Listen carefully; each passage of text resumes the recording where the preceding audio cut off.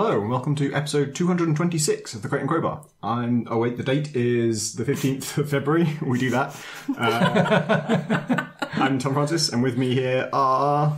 Philippa War. And... Alex Wiltshire. Hello. Hi.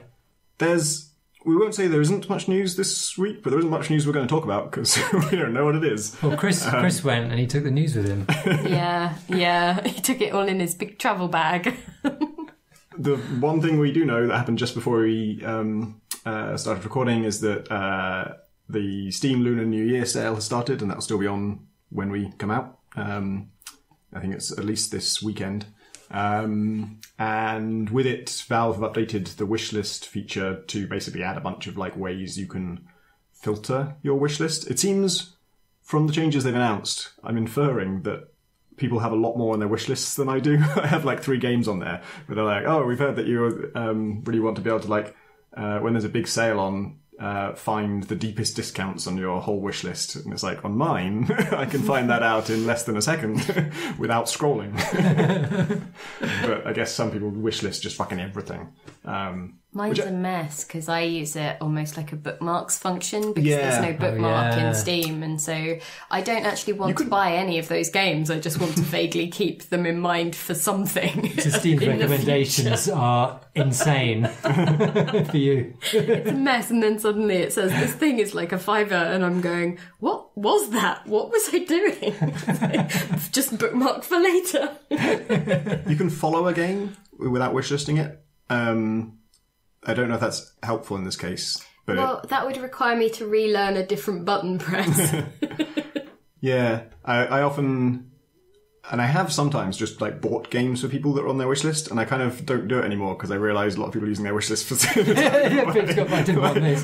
Tom. What the hell? What the hell? I was going to cover it for work. My brother said that he was going to buy me a thing from my wish list for my birthday. I was like, don't until I've had a chance to see what's even on there. What even are these things? So the new filters are, you can specify certain discounts. They only show me the stuff that's 70% off or more or less. And you can also tell it just don't tell me about stuff that's still in early access. So regardless of whether it's in a sale or not. And I would quite I guess if you wish for something that's in early access and then it comes out, I guess you get an email about that anyway, right? Don't know. Maybe you don't. I don't think so. Although my various inboxes are such a mess of from when I was freelance and people used that for work press releases and things, and now my work email address and Steam on top of that would just be, I can't differentiate any of these pieces of information. Because that's the thing I would specifically for notifications. Just I want the email when it comes out of early access, because that's the most common case of me hearing about a game and being excited about it but not wanting to play it right now. Is I'm hearing buzz about it because people are playing it, but I don't want to play it yet because it's not finished. So I want to kind of come back to it later. Because I did that with Subnautica and that worked out. Yeah, actually, in a sort of vaguely related news, I don't know if you covered it last week, but there was the Sunless Skies thing from Failbetter, their update about how the game will still be coming out, Sunless Skies this is, but that they'd sort of made some, I believe, scoping and staffing and decisions based on sort of, I guess, the momentum from the Kickstarter continuing, or... I think they assumed also that it would have the same sort of sales trajectory as Sunless Seas as well. I can't remember the specifics of it. It is worth reading that blog post, but they've had to make a few layoffs. Because they laid off some staff, and they said that it had sold 15% of what Sunless Sea did in the similar time period, which is pretty shocking. It's really, I can't figure out the PC games market, which is kind of a problem because I'm in it. But I don't understand why, the things that seem like sure bets seem to often not do well. I did see it and think, I don't see that is very different. It doesn't seem to be very different to Sunless Seas. I see why the fact that studio, I feel like it's the sort of thing that does garner a loyal fan base, and that people, if you like that kind of game, then want to be involved in the next one, or to sort of and I think that the company engenders an amount of goodwill by, you know, just the way it seems from the outside as well. It's it's a smallish prospect that sort of produces interesting things that they clearly care about, and so I get why people would want to maybe invest in terms of the Kickstarter and stuff, but then I agree with, I think their assessment was essentially, or one of the points was that they didn't have enough in the game when it came to the version that they released as early access. There just wasn't stuff to do, and I would concur with that, because I had access to it at that point, and they're just really, you know, you'd sort of check it out and you'd be like, okay, yeah, there isn't much, and at that point you're like, okay, well, that can't really build on the excitement, and I'm not going to tell other people, you know, even if I wasn't a games journalist looking to cover it for whatever reason, it's kind of, I wouldn't as a consumer then go, oh, you must play this, or this was a really cool moment, or, you know, certainly at that moment, at that beginning point. And so it doesn't start to snowball in that way. And obviously I don't say any of this with any kind of insight into their business, like, and the way that it might have worked. But did they have to, because it was kickstarted and, you know, there was a date that they had to kind of honour with the backers or something? I don't think that they ever said. I wonder if it was more just a keenness to put the stuff out there and for people to start playing with it as soon as possible. But the actual sort of what that would mean maybe wasn't necessarily addressed, or, you know, with and I do think that if you have such phenomenal success, because I think it was funded within, you know, an hour or two, right? So maybe if you have that level of success, you just can't make any plans logically off the back of it, because it's like, what does that tell you? What plan do you make? This is going to be huge. You know, is this the beginning of something? Is this you know, as many things as we will ever sell? Is this somewhere in between? You know, it does feel like an impossible unknown in some ways. Like the PC games market. Yeah, I wonder if there are like stats kicking around about like amount raised on Kickstarter versus first week sales when it came out.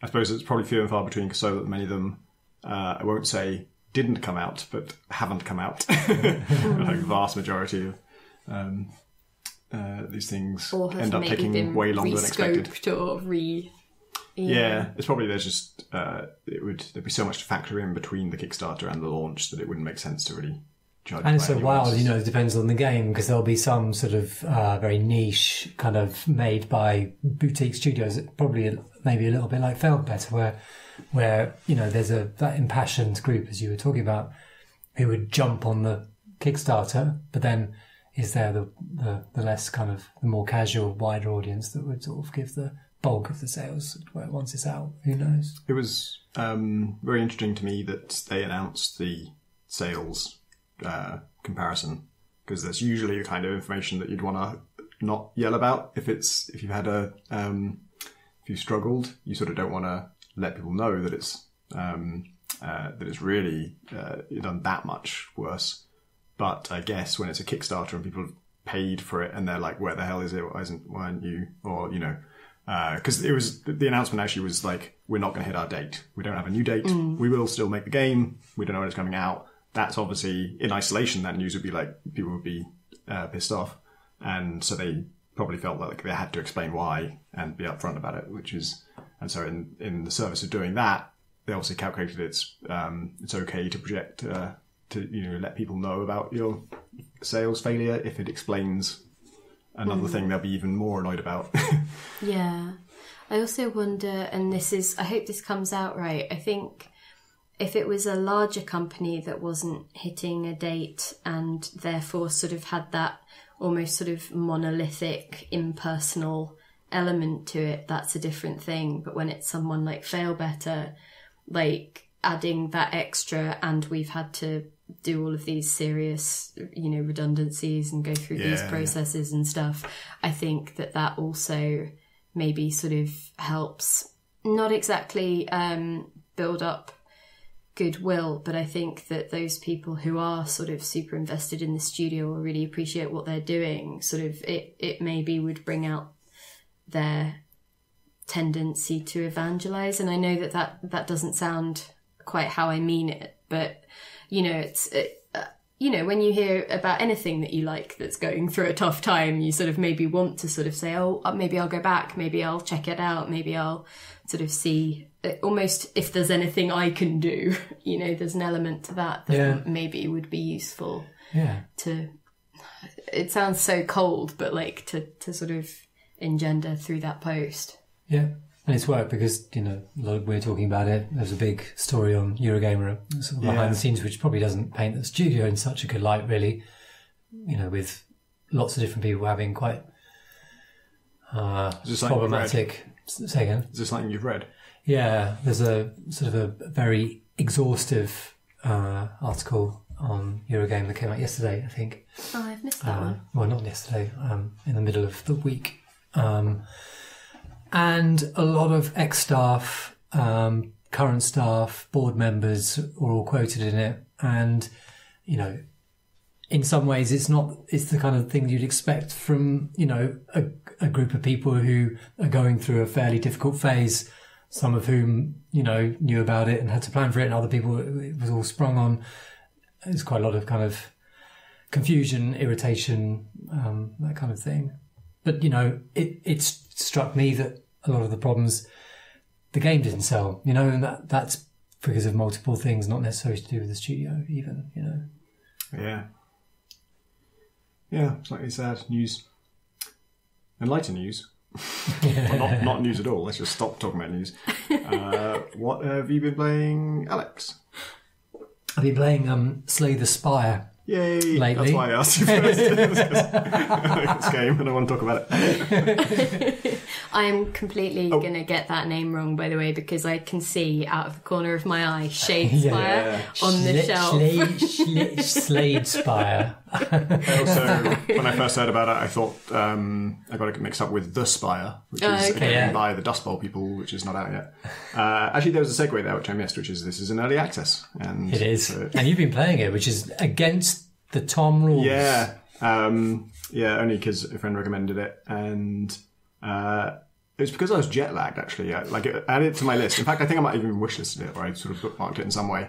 And thought I'll check that out when it finally comes out. And then I spent 4 hours lying in bed doing nothing and thought, fuck it, I'm going to fucking play Shade the Spire. Shade the Spire. It happened already.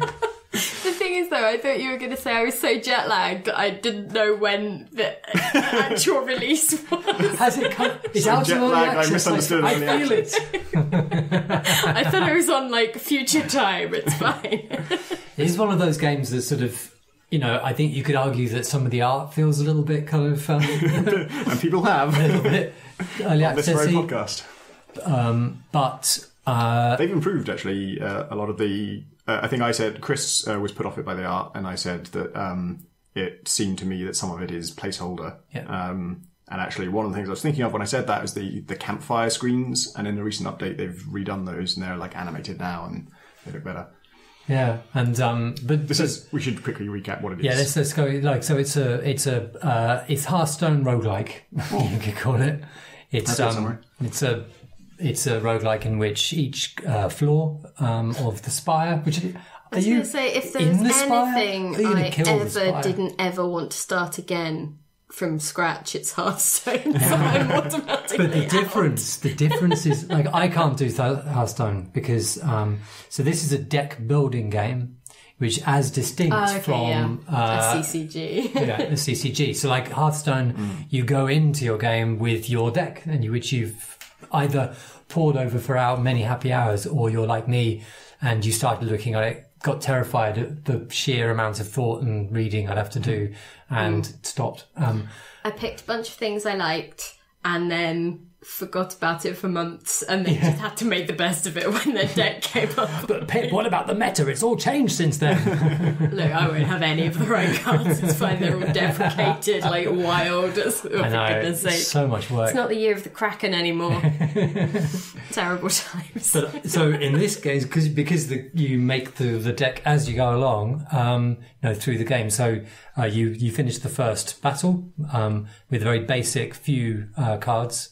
And then you get to pick a card at the end of that battle out of a selection of 3, and then you go on to the next, and you go on to the next, and you slowly build up that deck, and you're reacting to the random choices that you come up with and the ones that you choose from, and you're reacting to what are called relics, because when you beat bosses, and sometimes found in chests and other kind of event locations you'll encounter, you will get these items which often transform your strategy, because suddenly, for example, I was bitten by a vampire and this gave me a relic which took off 30% of my health, like stripped off, like suddenly I had a maximum of 50 health or something, and now I got some extra cards in the deck which called Bite.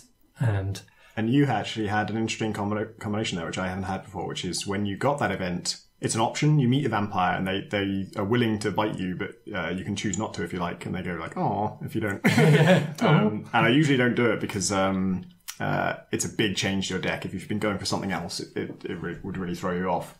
But you had a relic that meant that every attack card you gained would automatically be upgraded when you gained it. And Bite is technically an attack. Yeah. So all of your... it was more tempting for you, I guess. It's a bit harder every time. And did you get more health for that? Probably did. So with every bite you got some health back, and I was playing a character. So there are 2 classes in the game. There is the Ironclad, who's like a warrior about hitting hard and defending hard. And then there is the Silent, who is like a rogue character, so inflicting with damage over time stuff and kind of big hits, but then quite squishy as well. So I was a Silent on that round, and so I finally, there's an inherent trait in the Ironclad that the Ironclad regains a little bit of health after every battle, and my Silent suddenly was able to regain health, and that was because you can only regain health outside of those sorts of things basically by coming to a campfire. Yeah. So let's talk about and the when map. You do that, talk about the map. When you get to a campfire, you have a choice of do you want to rest or upgrade a card. And so if you need to rest because you have to get that health back, you're passing up the opportunity to upgrade a card, which is quite a big deal. Strengthen your deck. But it's but there's loads of really cool little mechanics. So there are some enemies that do kind of debilitating kind of attacks, which puts wound cards into your deck, and so suddenly you're being dealt a hand, because you'll have a number of cards that you'll be dealt every round, and you'll have 3 of them, or 2 of them being sort of wound cards, and suddenly those aren't choices you're able to make. So you're restricted on the number of actions you can make and that kind of thing. So they're really, really creative. Those are all different as well. Like there's an enemy that burns you, and every time it gives you a burn card, it doesn't go into your hand right away. It just goes into your discard pile, and later when your thing is reshuffled, it'll come back up, randomly. But when you get it, if it's in your hand at the end of the turn, it deals damage to you, and it also doesn't go away, so it'll keep coming up again. So you keep adding burn cards to your deck, so your deck just becomes like not only garbage because you don't get any good cards because it's filled up with burns, but every burn is hurting you as well, and it's horrific. And then there's another one that so I got used to you want to discard these cards if possible. Some of them don't do anything if they're in your hand at the end of the turn, but they don't do anything good. So you discard them instead of discarding something useful when you have to discard something. But then there's some that are ethereal, and I was discarding those too. And then I actually looked up what ethereal does. It has this really nice feature where every keyword mentioned on a card will pop up a little tooltip next to it explaining what that keyword means. And I actually read the tooltip for ethereal, and it says if it's in your hand at the end of your turn, it gets destroyed. So you want to keep it. You don't want to get rid of it, even though it's useless. You'd rather discard something semi-useful and keep the ethereal one that does nothing, because if you keep it, then at the end of your turn it gets destroyed, and so it won't come up again. Whereas if you discard it, it's actually going to come up again. It's just going to get worse and worse. Yeah. And there are periods where, like, I had a build, and the variety of builds that you feel that you've kind of come across them. Like, I don't know, I've only got, I don't know, 5 hours or something played so far. So I'm certainly coming across builds that I'm kind of accidentally kind of stumbling on. But, you know, you could have a build, you know, where a relic is doing damage to enemies every time you discard a card. Or every time you discard a card, you pick up a card. Like, there are loads of, you know, I don't know how they deal with the sheer kind of emergent, chaotic sort of, you know, cause and effect from the interactions between these relics, because I think early access is the answer to that. Yeah. But it's a really, what I was saying at the start, what I was trying to get to saying at the start is that for an early access game, it's clearly been play tested to hell and back already. Yeah. So I actually spoke to them earlier this week, and because I'm writing about it for RPS, and they is that the mechanic, or is it something else? Yeah. So it's about the fact that like Into the Breach, this game tells you exactly what you're going to be encountering next turn. Tells you what the enemy's going to do, and which is fascinating. The two games have come about because of that, with that same two roguelikes features. Yeah, but it's a. They said that their playtesters. They had some super playtesters who had racked up 800 hours oh my God. Up to the early access release, which is sort of... It is really addictive. Yeah. And they showed me a couple of videos, which are going to be part of the article. The one of them was from the very first prototype, and some of the card names were exactly the same as they are now. Like, a lot of the systems were kind of right in there at the start, which is, you know, it feels, for an early access game, incredibly solid. And the main thing that's missing is a third class, which they're working on at the moment. Is that the main thing that is left to add, or is basically some of the art? And I think they're adding more cards, but I don't think they particularly feel the need to, you know, I expect adding lots of, I mean, there is a plan for adding more cards, and they kind of there are some numbers on their website, or on Steam, I think, actually, that explain exactly what the kind of targets are for each of the classes. There's an amazing GIF they posted where they have taken data from where people die. So when I'm playing, I don't really think about this, but I guess you are technically ascending through a tower. Like, you see a map and you choose where to go next, and I just think of it as a map of, like, you know, normal flat space, but I guess you're going up all the time. Because they call them floors. So, there's like 3 acts, I think, and within each act you're going up different floors. And so they have data on, like, what floor people died on, and I guess they even record, like, what time that this happened. And so they've made a visualization of that data that sort of replays it in real time with a picture of the tower and people just falling out of it at the different levels that they died on. And they're even color coded. So the red ones are the a fighter guy, and the green ones are the rogue person, and they have a number attached to them that reflects what floor they got to. So you see all the 50s coming out the top, and the 30s going down. And it's just like carnage. It's just like that Super Meat Boy thing that shows you, like, at the end of your successful run. Yeah, we see all of your runs together. It is like the sort of going back to the way that they're very deterministic is something that they kind of developed over time, and I'll be writing about that. But one of the things I was wondering, why would 2 roguelikes come along at once with this kind of, you know, telling you what's happening? Can you think of any games that have done this before? You know, recently, before, where you know exactly what you're going to face, so you plan on this turn what you're going to do? No, not really. It's something I really like, and I really want games to do more. Like, I'm always in favour of more information. I just think players should have almost completely perfect information about everything that's going to happen, just because you can make more interesting plans in that case, and then you just have to give them mechanics that support that. But usually that is strongly rejected by the strategy game community in general, in particular. Because I remember in, like, Frozen Synapse there's no way to know what the enemy's going to do.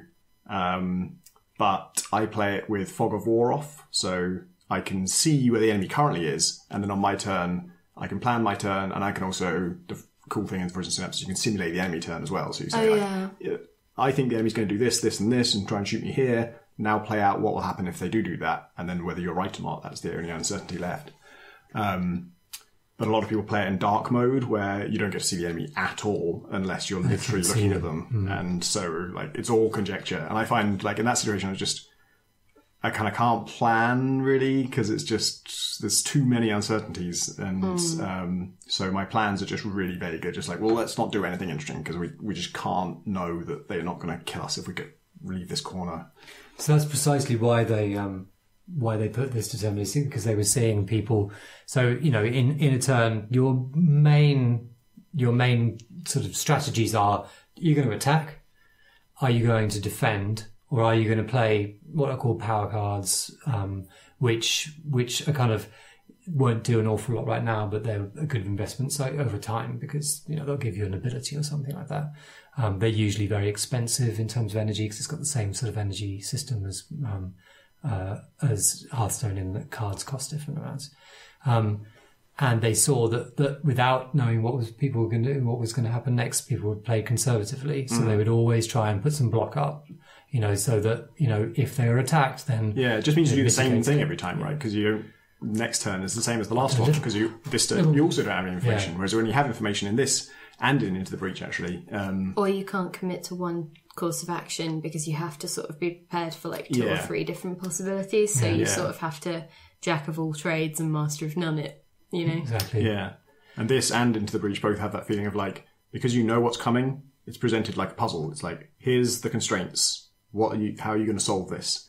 Whereas if you don't know that, it's just like, what is generally the best thing to do always? But it's interesting that kind of the way I was thinking, sort of looking at it, was the if you think about classic roguelikes like Brogue or something like that, like Rogue. You get to see, you know what's all around you. There is line of sight in Brogue, but you know what's around you, and you can make very educated guesses on what's going to happen to you next turn, and you will be basing all of your strategy on that. And there are lots of uncertain things. You don't know what that wand is that you just picked up, and maybe the enemy won't attack you this turn, but likely they will. But with experience, you can really build up a really strong picture of the space in which you can make choices. So I think that's built into the roguelike, and it needs that because you've got permadeath. It's not like an RPG where you can generally, you can either revive after dying, or you can just go back to a save, and then you do a bit of grinding, come back with better equipment, and then you succeed. You learn to do that in a roguelike, so you need information as your kind of armor against the challenges. And I think that Into the Breach and say the Spire have seen that you can twist the roguelike kind of template into being a card game, or like a Advance Wars like tactics game, but then you need the deterministic element to maintain the core of the roguelike. Because even like Splunky could easily have just hidden all the things that your character can't see. Like that line of sight check thing is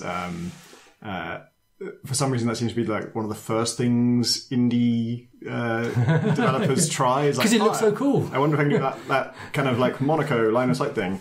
And yeah, you can. And it's kind of an interesting programming challenge. But I think design-wise, it just means that you just have less to make decisions with, and just you tend to do the same thing more. And yeah, Splunky, if you couldn't see what was coming, it would be so much less interesting. The ability to see what's coming and plan ahead is such a big part of it. And actually, Slay the Spire, I can kind of conclusively say that it would be less interesting without that ability to see what's coming, because there's a relic that means you can't see what's coming. And I had it once from the start of the game, because there's has this nice system where as long as you got to a boss on some anywhere.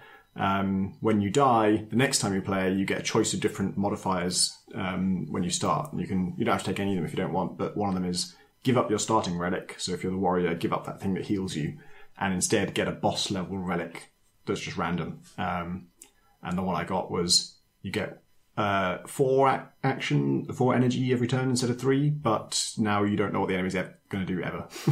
That's just permanent for the rest of your run.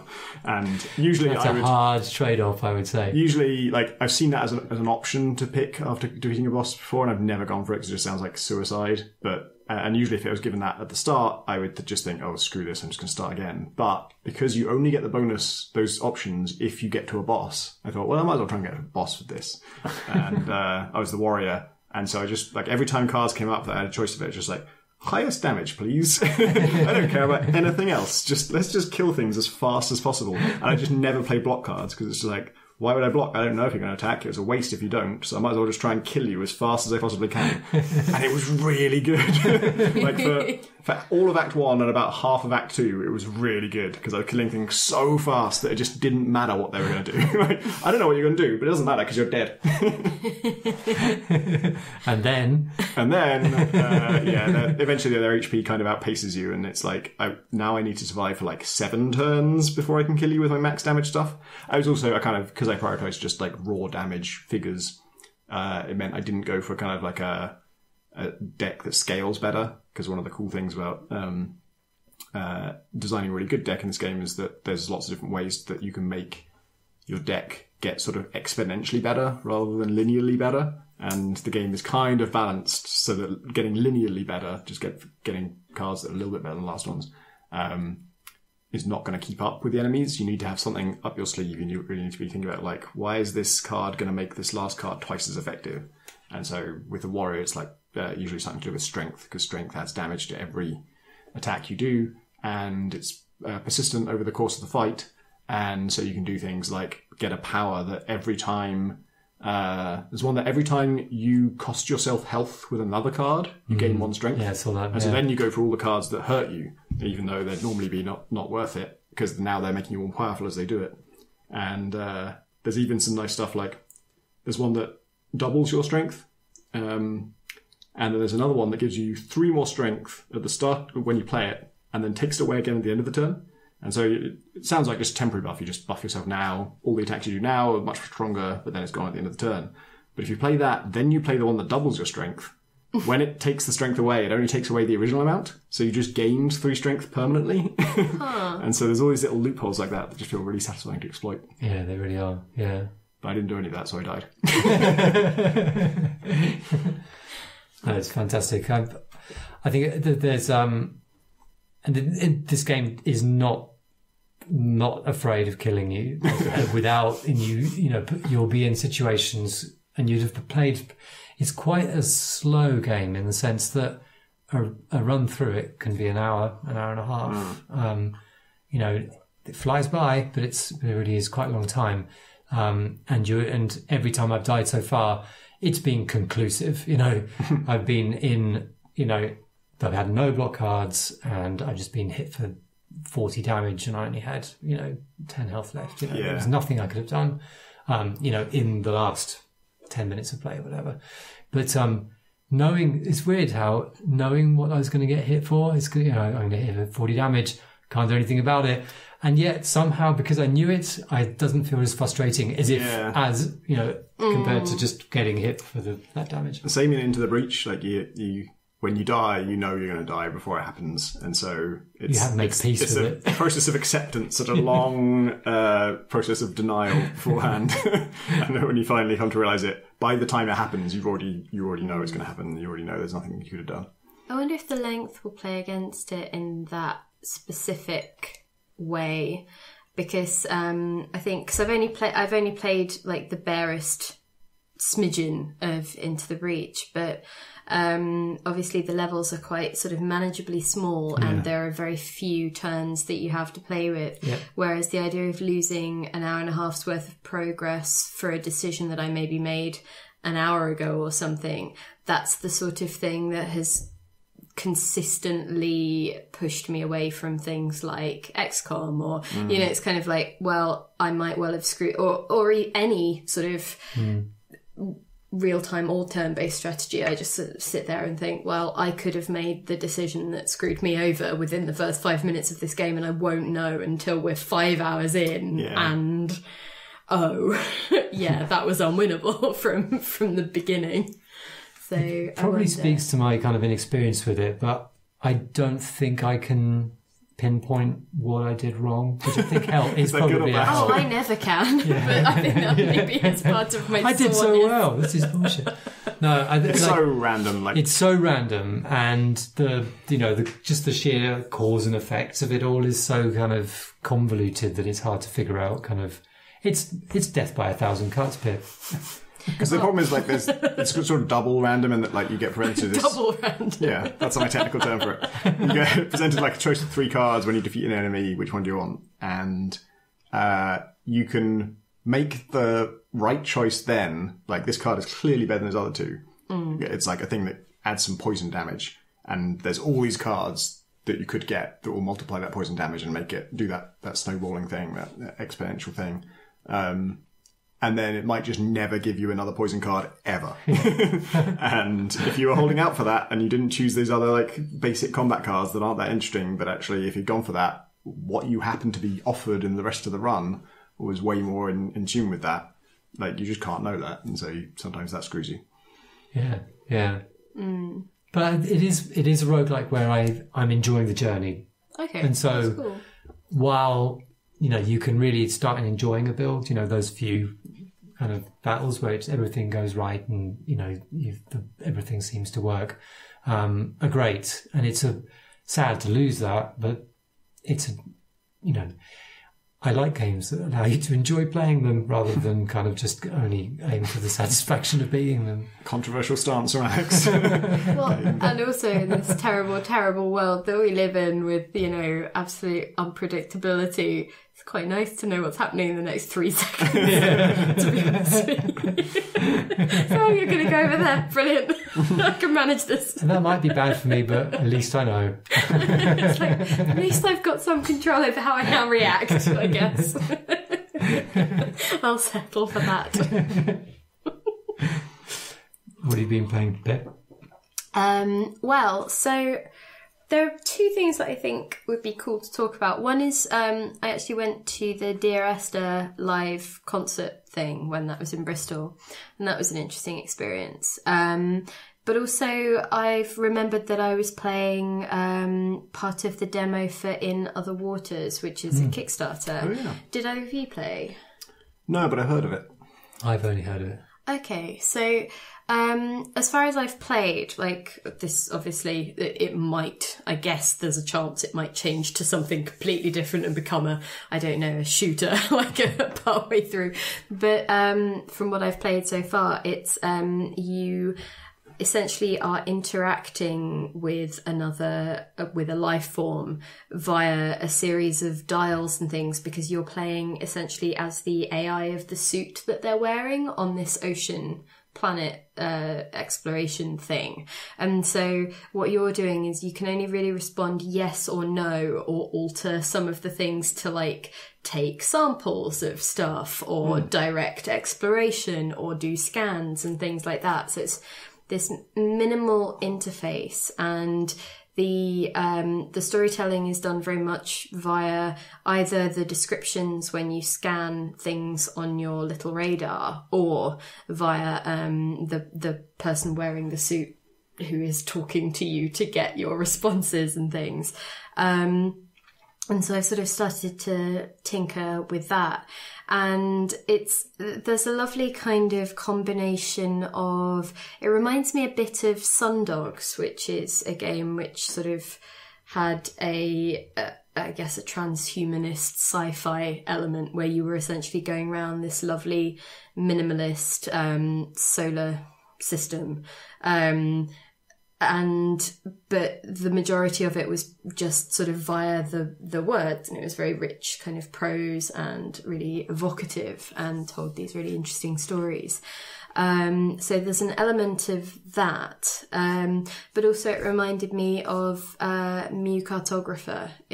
Have either of you played that? I haven't played it. Again, I've heard of it. It looks like a really interesting game that I haven't played. It's really lovely because it essentially just gives you an interface with just these different dials and switches and knobs and things, and what you're doing is you're essentially trying to interact with them to bring things into focus or into and that's just how you explore this little environment. And it's such a satisfying and beautiful experience, and I really loved that. And so to sort of see another thing that taps into a similar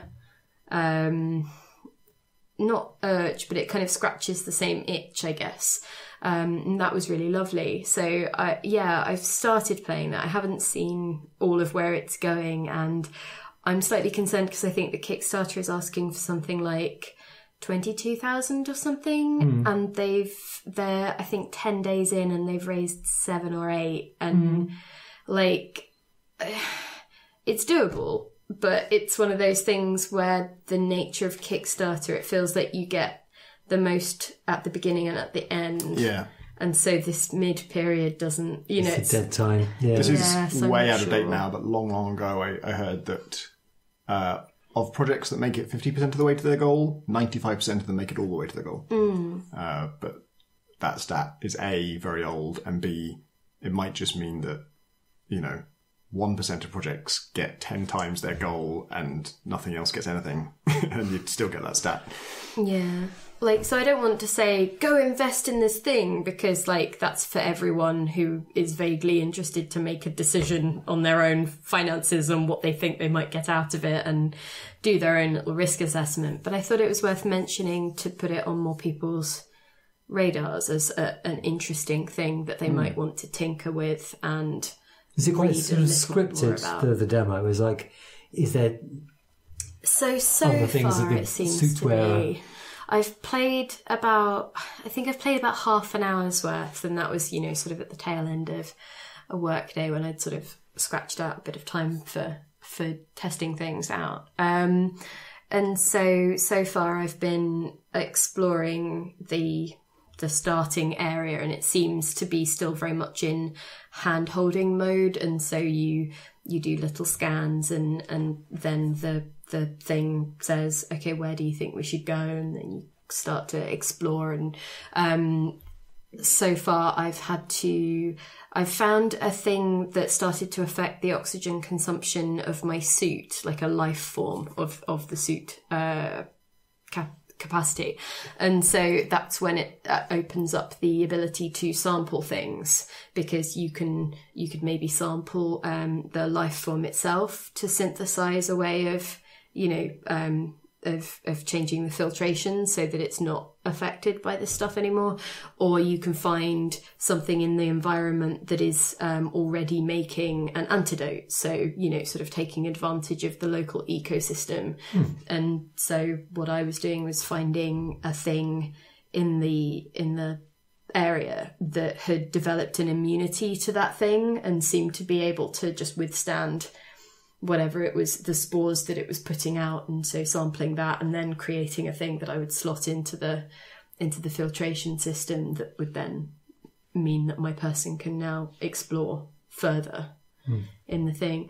And there's just really cute touches, like when you select the positive response, it kind of goes or things like that, and when you want to be negative, it's like it's just it's so minimal and so abstracted. When you're sampling things, you're sort of basically changing the diameter of a circle on a little sub bit of the screen, and then when you're trying to excise a bit of it, you're just doing the same but with a triangle, so it's making these things intersect in the way that it wants you to. But yeah, so there's something just quite little and pleasing and lovely about it so far. So yeah, I thought it was worth putting on people's, putting in their orbits. So yeah, in other waters, I believe it is called. So yeah, it's by is it Gareth Damien? Yes, that sounds from super familiar. Heterotopias, which is a fanzine or magazine about space and games and architecture and stuff. I did not know that, but cool. So yeah, that's a thing. And the demo is free of charge. Find it on itch.io. There was actually, just reminded me, there's a semi-newsy thing. I don't know if you guys heard of a game called Last Man Sitting. No. It's a deathmatch, last man standing type game, but you're all in office chairs with shotguns. And when you fire your shotgun, it propels you backwards on your office chair. And so you just kill each other like that. And it's just like, it's got a really nice look to it, very kind of clean. It almost looks like business software somehow. And yeah, it's just a very cool idea. But I thought of it because they released a demo. Well, no, they released a game called Last Man Kicking. And I saw that on Twitter. I was like, wait, is there another game called almost the same thing as the other one? And then looked into it. No, this is a sort of demo of Last Man Sitting, but it's paid. It's like £2, I think, or maybe $2. And it's that, but it's a football mode. And the reason he's doing this, or the developer, sorry, I actually don't know who they are, but the reason the developer is doing this is because their laptop has been destroying every hard drive that they put in it, and they've lost loads of work from it, and they can't afford to replace it. And so they've got loads of interest. Like, this game has been really creating a lot of buzz. And so they've released a demo, kind of a different game with the same, using the same code, for a very low price on itch.io, just to kind of raise funds to get a new laptop and continue development of the main game, which is actually makes a lot of sense. I don't know. I can't at all vouch for whether shooting shotguns from office chairs to move a football around is fun. It seems like it can't go far wrong. Seems like the sort of thing that would be entirely possible to replicate in the PC Gamer offices. Just sort of with sufficient Nerf guns. Yeah, sufficient Nerf guns, or like in collaboration with the shooting magazines that feature also. and like hopefully the Kevlar magazines. Yes, exactly.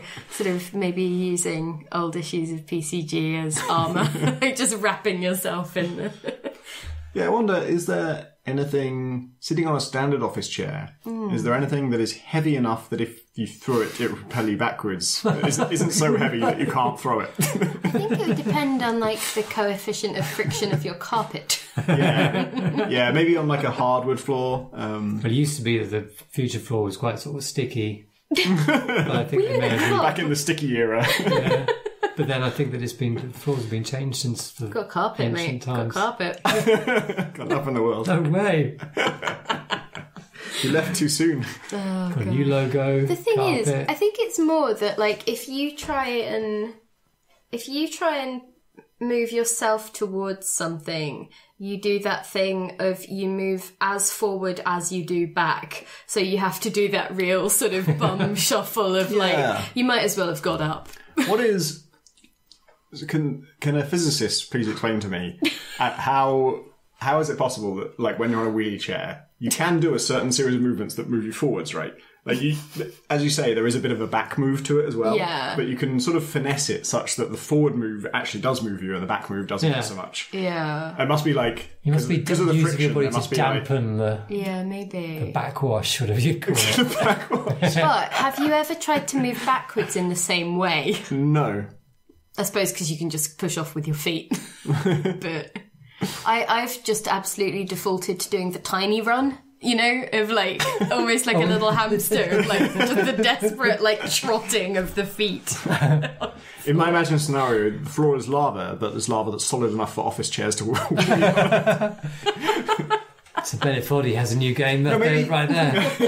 Maybe it's electrified, because then like the plastic wheels of your chair would not be any trouble, but That's true. the rubber soles of your shoes would? Nope, that doesn't make any sense. You've got to wear metal shoes.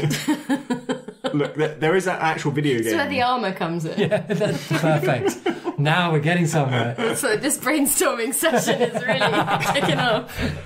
Okay, here's my real question, is would that office chair scooching trick work in space? Because I think not, right? Yeah. Why would you have an office chair in space? You've got to sit down in space. Record scratch. You're probably wondering how I got in this situation. I really hope that you edit this to add in the record scratch. Well, in some ways, isn't it more charming just to say record scratch? We've got technology at our disposal. So. Also, I'm saying that because I'm editing this one. So. Oh yeah, that's fair. Minimum effort, please. So, dear Esther. Yeah. Yeah, so that was really interesting going along to, because I haven't played that in years, because obviously, I guess, you know, I've played the games that they have released in the meantime, except for the console, Daydream. Is it Daydream or is it Cardboard? I think it's Daydream. It was the Google VR, Daydream. Yeah. Can't remember what it's called. Is it So Let Us Melt? Yes. Yes. It's really nice music. I know that much. And they also did Everyone's Gone to the Rapture, right? They did, and A Machine PC, for Pigs, the Amnesia that one I haven't played. one. So yeah, and it's kind of interesting because I was wondering whether it would stand up to revisiting and how it would be to sort of experience it in a room with other people. How is it presented? Well. So is somebody playing it? Yeah, what you have, or what you had by the time they got to Bristol, because they tweaked it over the run in various ways. But broadly, what you have is you have the string quartet, and you have the conductor, and you have a narrator and a singer. And also you have, certainly at Bristol, you had somebody playing the game, and they are facing the same direction as the audience, and so the screens are sort of to you, so you can kind of see their perspective on things. But he was so still that I didn't know he was playing until there was a loading screen, and I was suddenly like, wait, what? Oh, yeah, no, someone is playing this, because I was kind of, you know, I think I assumed it would be, but he definitely doesn't play it like a person on television plays video games, right? Like leaning drastically to the side, and I suppose Dear Esther doesn't really lend itself. Kind of more. It's more sedate. Oh shit! Like I need to like really Power skid slide. around this corner, you know. Power slide into that stanza. Exactly. So yeah, I'm gonna take this cliff at a right clip. But yeah, so that was really interesting, and they've had to tweak it in a whole bunch of ways. I am going to do that trashy thing of saying, look out for the next PC Gamer, because I spoke to Jess Curry about it afterwards. Was she there? Did she go to all of the... Yeah, because one of the things that she was saying was an interesting thing that she doesn't usually have to deal with, because obviously working with a game, you have a level of control that is kind of absolute. I mean, people, you know, maybe their headphones and things will be slightly different, but you get to exercise that sort of absolute control over when things kick in and kind of how the balance is and, you know, all of that stuff. Whereas when this thing was touring from place to place to place, each venue just makes it sound different and, you know, has its own sort of character that it adds into what you're doing. And they've got a few hours and sound check and rehearsal and stuff to just make it work and make it right, and for that specific space and stuff. And that was really interesting to think about in a way that I hadn't needed to, because it's a performance of a game rather than a playing of a game, isn't it? Yeah, and there's other things like how does it tell the narrator when to speak or like what to say, because that gives us sort of the randomised element of the original, the actual game. How do they deal with that? Yeah, like, so there is a new build. It's just a new build of the game. And so there's a bunch of stuff that's been done to sort of take into account that stuff. I won't go into the specifics of it because the magazine isn't out for a little while, but from what she said in the Q&As afterwards, because there was like a public Q&A after each thing, which was really nice because it was Jessica and Dan Pinchbeck, who's the other co-founder of the Chinese Room, which is the studio.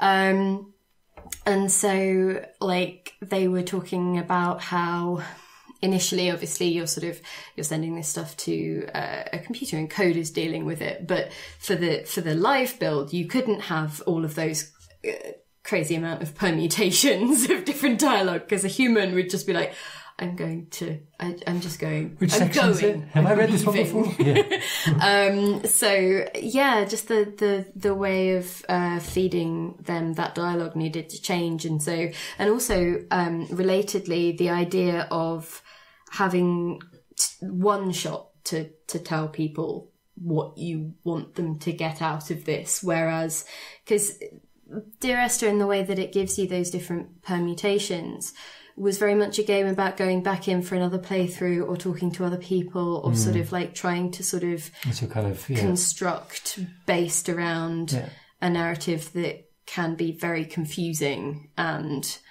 interweaves in ways that don't necessarily make sense straight away or with the pieces that you might have in the current playthrough and stuff.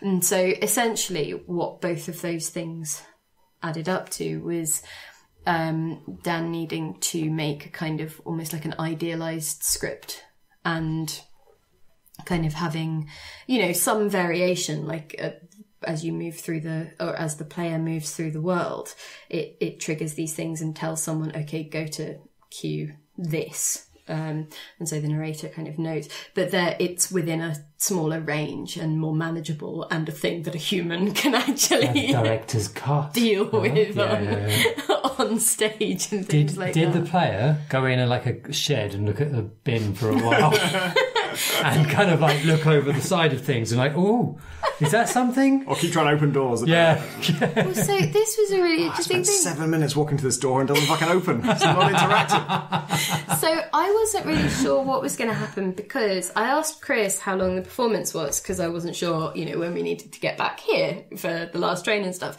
And so he just told me, I think he just found a listing on a website rather than the actual information.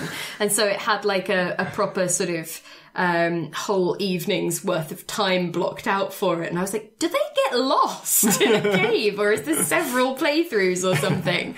But it's a kind of 70-80 minute slice, and it is, you know, a play. But it was really interesting because that was another reason that I didn't twig immediately that the person on stage was playing, because they were moving so smoothly and not behaving how I behave in that game. Like they weren't sort of challenging what it could do, because I think the first thing that I did when I played Dear Esther was walk into the sea to see whether I could, you know, because it deposits you on that jetty, right, and you're facing that ruined shed or cottage or whatever it is. And certainly when I went back to it off the back of this, I did just immediately turn around and walked into the sea and died. And so does something kill you?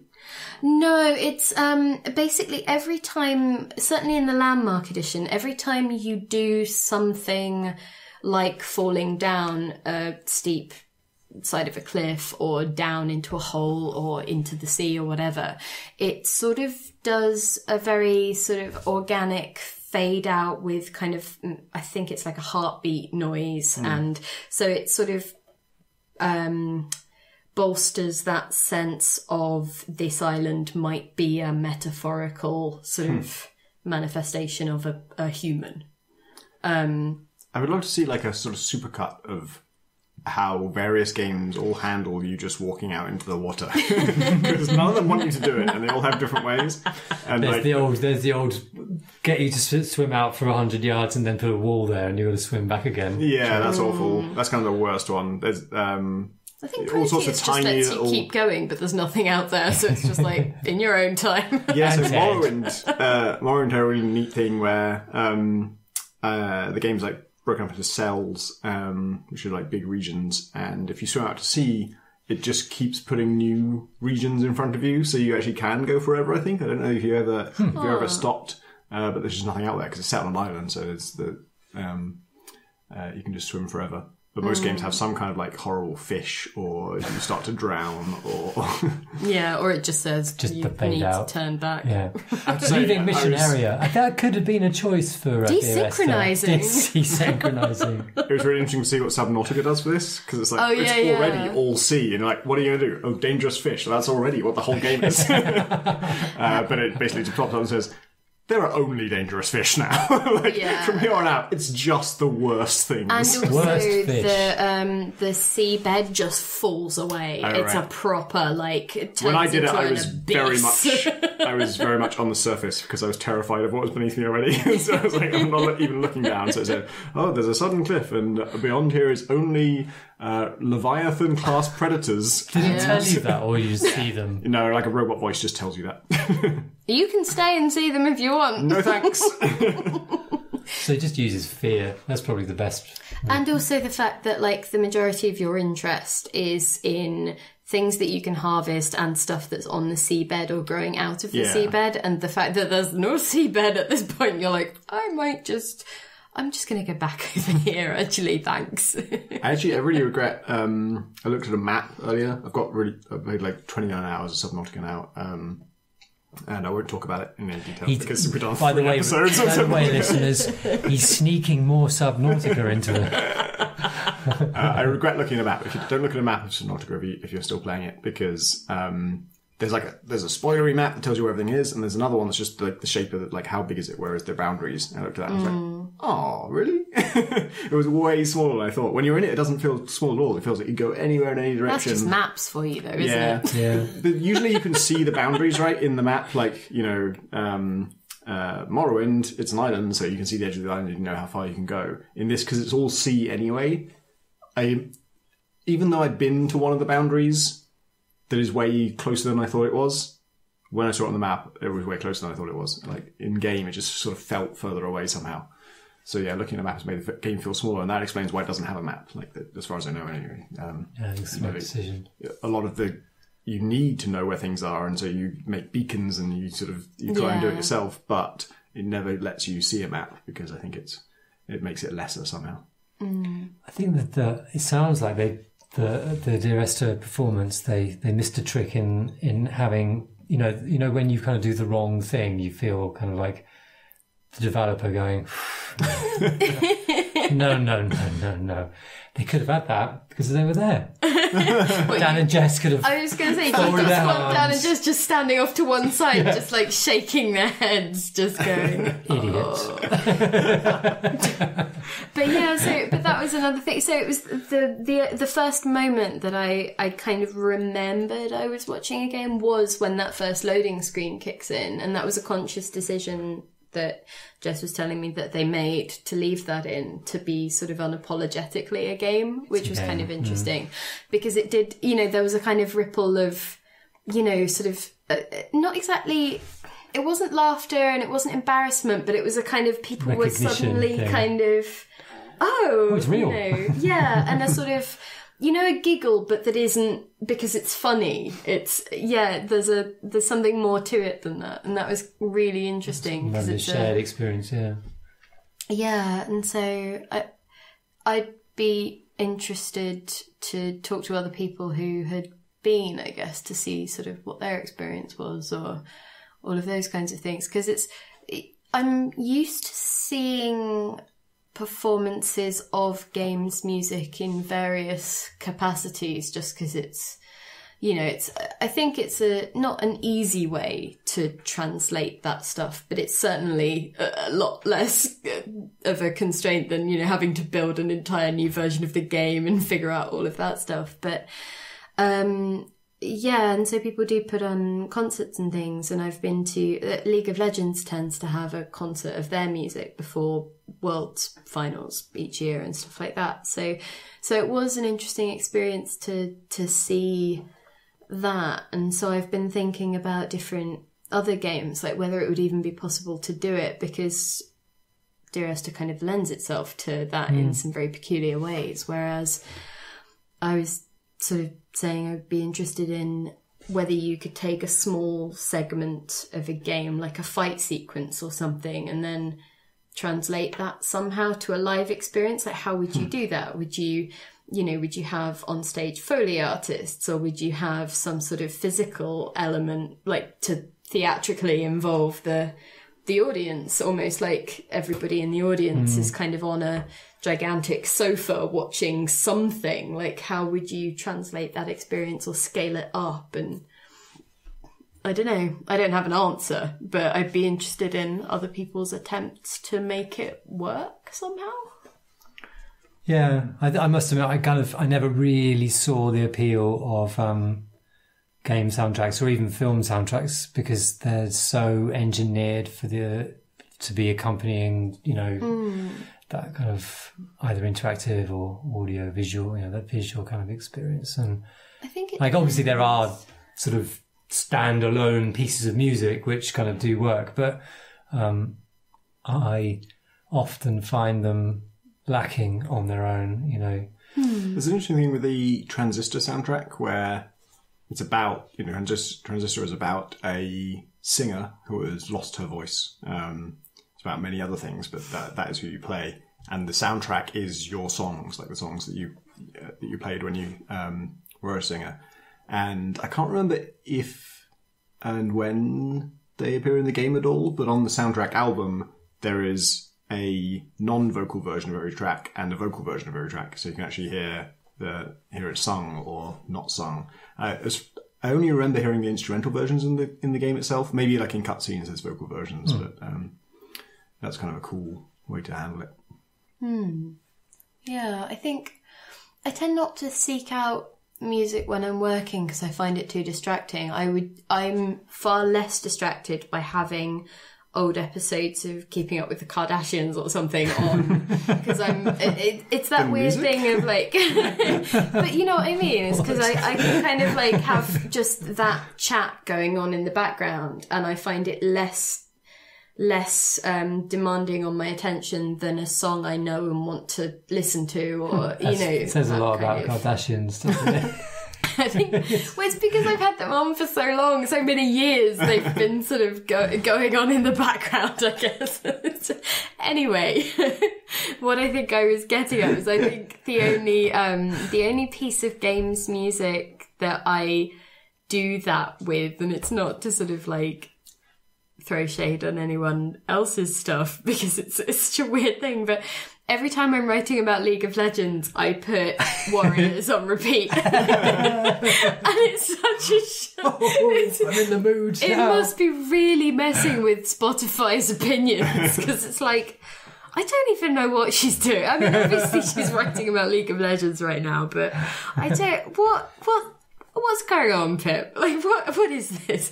And also Spotify keeps trying to recommend me things that aren't Leonard Cohen or Mariah Carey, and I'm like, He really doesn't know what to make of you at all. I don't think you've understood what I'm about right now. It's the final challenge for AI.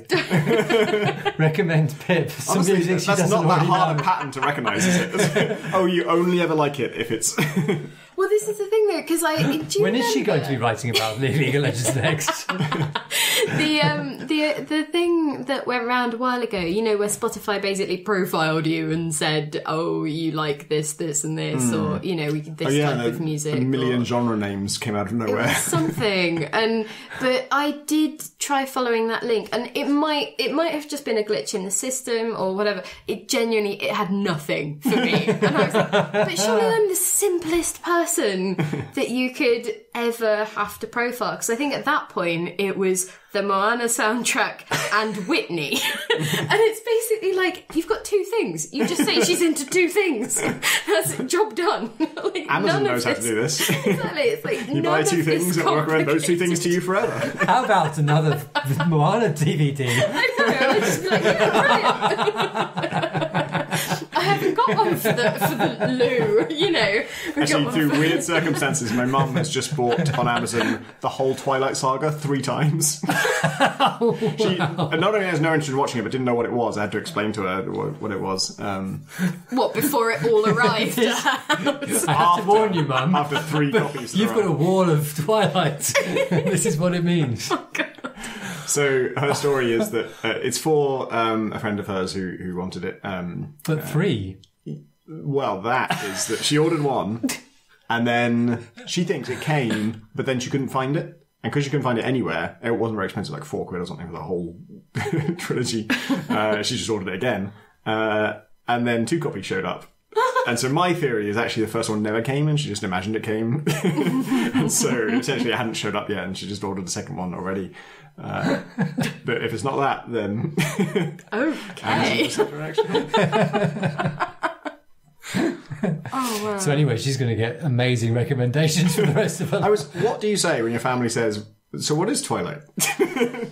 Because I'm like, I can tell you the starting premise, but actually that doesn't really capture the whole scope of how kind of horrific and terrible it gets. And I haven't seen I've seen like little clips of bits, but like I think Rachel Webber actually is the one who's kind of told me what happens in the mall, and it's just fucking horrific. It's like, I'm team no one. This is terrible. But yeah, I think, because I'm having the other problem with adverts and cookies and things, because, obviously it's slightly different to the Amazon thing, but Amazon does keep recommending me things that I already own. I'm a bit like, really? But I went to... I basically felt like Leela from Futurama when she's like, oh, you buy £1 of underwear and they never stop sending you catalogues. Because I'd basically gone to Marks and Spencer's to be like, maybe I should just get a multi-pack of pants. and then I thought, no, I have some respect. I'm going to buy one pants. and from somewhere else for once. But now I'm being pursued by adverts for pants from Marks and Spencer's across the entire internet. I've switched to incognito browsing just because I can't. And the thing is, you just want to explain. You want to sit the AI down and go, right, this is what happened. I need you to know this. And I just shut up. But I have that feeling about a lot of things, like the Fitbit. It's like, look, we need to talk because I need to tell you why I seem to have fallen off the wagon. It may look like that to you, but believe me, you knew my life. I need you to know. You don't know my life. That one day I left you at home, but I did go to my gym class. And there was another day where it sounds like I did a lot less, but hear me out. And so it's, I feel As I was walking, someone was grabbing my wrist and putting it back where it was, so it didn't really move that much. I really feel I did a lot more than you're giving me credit for. And so on. And there was, I changed time zones. That wasn't factored in. It's just like, how is that not factored That's an hour less. I know. Per day. Yeah. And so I really feel like with all of this AI thing, there should be a button for let me explain. Let me explain. Please button. let me explain. That's why I've always, with Chrome, I was sort of not to track my history or anything, because I can't explain the things I visit. There's no accounting for this. I can try, but it will just sound defensive. Yeah. And so I turned that off. And then I found out recently that it was kind of back on without me ever having re-enabled it. Not because they've kind of redefined it. Like now Chrome doesn't track your thing, but your Google account does. And they have to. Or you can't use Google Assistant on your phone. I have a Google Pixel thingy. Mostly for the assistant, and I like voice controls. They don't work at all, but I like them anyway, and I want them to work. And so I Googled it. It's like, check your security settings, and I checked my security settings, and then I actually discovered it has a check your privacy settings. So I went into that, and I was like, yep. Oh, and Google's just tracking every site I visit on every device, on every browser, on every machine I use Chrome on, and keeping a permanent log of it that is easily accessible without kind of any extra security or anything. I'm like, no, actually, no. Can I flush that? So what's and never more record important? it again? Is Google Assistant less important than that? It's a moment of truth, isn't it? It's a dark search of the soul. It's more important that you don't look at what I visit, or that I can say timer 6 minutes and have that work. And I mean, those two things should not be in any way related, because if I asked you go to my favourite site, sure, you need to know my browsing history. But if I ask you timer 6 minutes, nothing about that involves my browsing history. But since turning it off, Google Assistant will not do anything for me. Just can't do that because you turned off web activity. So I've gone the other direction, but that means that Chris sometimes comes into the bedroom and finds me shouting, "Hey Google!" And he's like, "Well, firstly, it's okay Google." Hey Google! Okay, right. Well, okay Google. And then he's just like, yeah, but you haven't turned on voice commands because you're afraid it's listening. And I'm like, yeah, but if it hears me say, okay, Google, it should know that then it should start listening. That's kind of that's what it's supposed to do. And actually, Hey Google does work now. And then it will tell the Fitbit that I was lying. So it used to be OK Google, and I hated it, and then they updated it to Hey Google does work now. Okay. Although in my experience, it was less reliable than OK Google. It's presumably that sort of I don't know. It was weird because I think it's just because it accepts both, and so when you train it, you give it it used to be you give it 4 examples of you saying OK Google. Now you give it 2 examples of you say OK Google and 2 examples of Hey Google, and that's not enough examples for it to work with, so it doesn't recognise a bunch of times you say it. And in theory, it's got. There is an article somewhere of describing how this works, the low-level processing that is about Siri, but it must be the same technology for Google. She only listens to Chris now. She won't respond to me. I have to get him to tell her what I want. Tell it. Tell Siri. You tell Siri. So it's like a dog. It's only looking out for its own name. It doesn't really understand anything. So it is listening to everything, but it isn't. I'm not cool with that, but I do want it to still respond to me when I talk. But actually, one of the reasons I want to turn all this shit off is that it also, every time it has successfully recognised "Hey Google," whatever else I say after that, it's also logging all that, and there's a permanent history of everything I've ever said to my phone. And it gets it wrong, you know. We all know this, right? Except anyone reading your history of this would instantly forget that fact and think you really did say this horrible thing to your phone. Or like, That's the Why scary does he thing. hate ducks so much? God. So we got yesterday. We got a HomePod, an Apple HomePod. What's that? Is that like Alexa? That's the Apple Alexa. speaker thing. You know, Right. like the Alexa. it's really called a HomePod? HomePod, because it's like an iPod for the home. I would have thought it'd be like Apple Home or whatever. Yeah, it's cool though. I It's thought, really I thought they stopped pods. I thought with it. stop pods. No, as in I What's a thought they'd stop pod? stopped with the pod. Yeah, they sort haven't of called things pods in a long designation. time. No, iPod. I thought they were iPod doubling Touch down doing on this. I, so wouldn't it be iHome?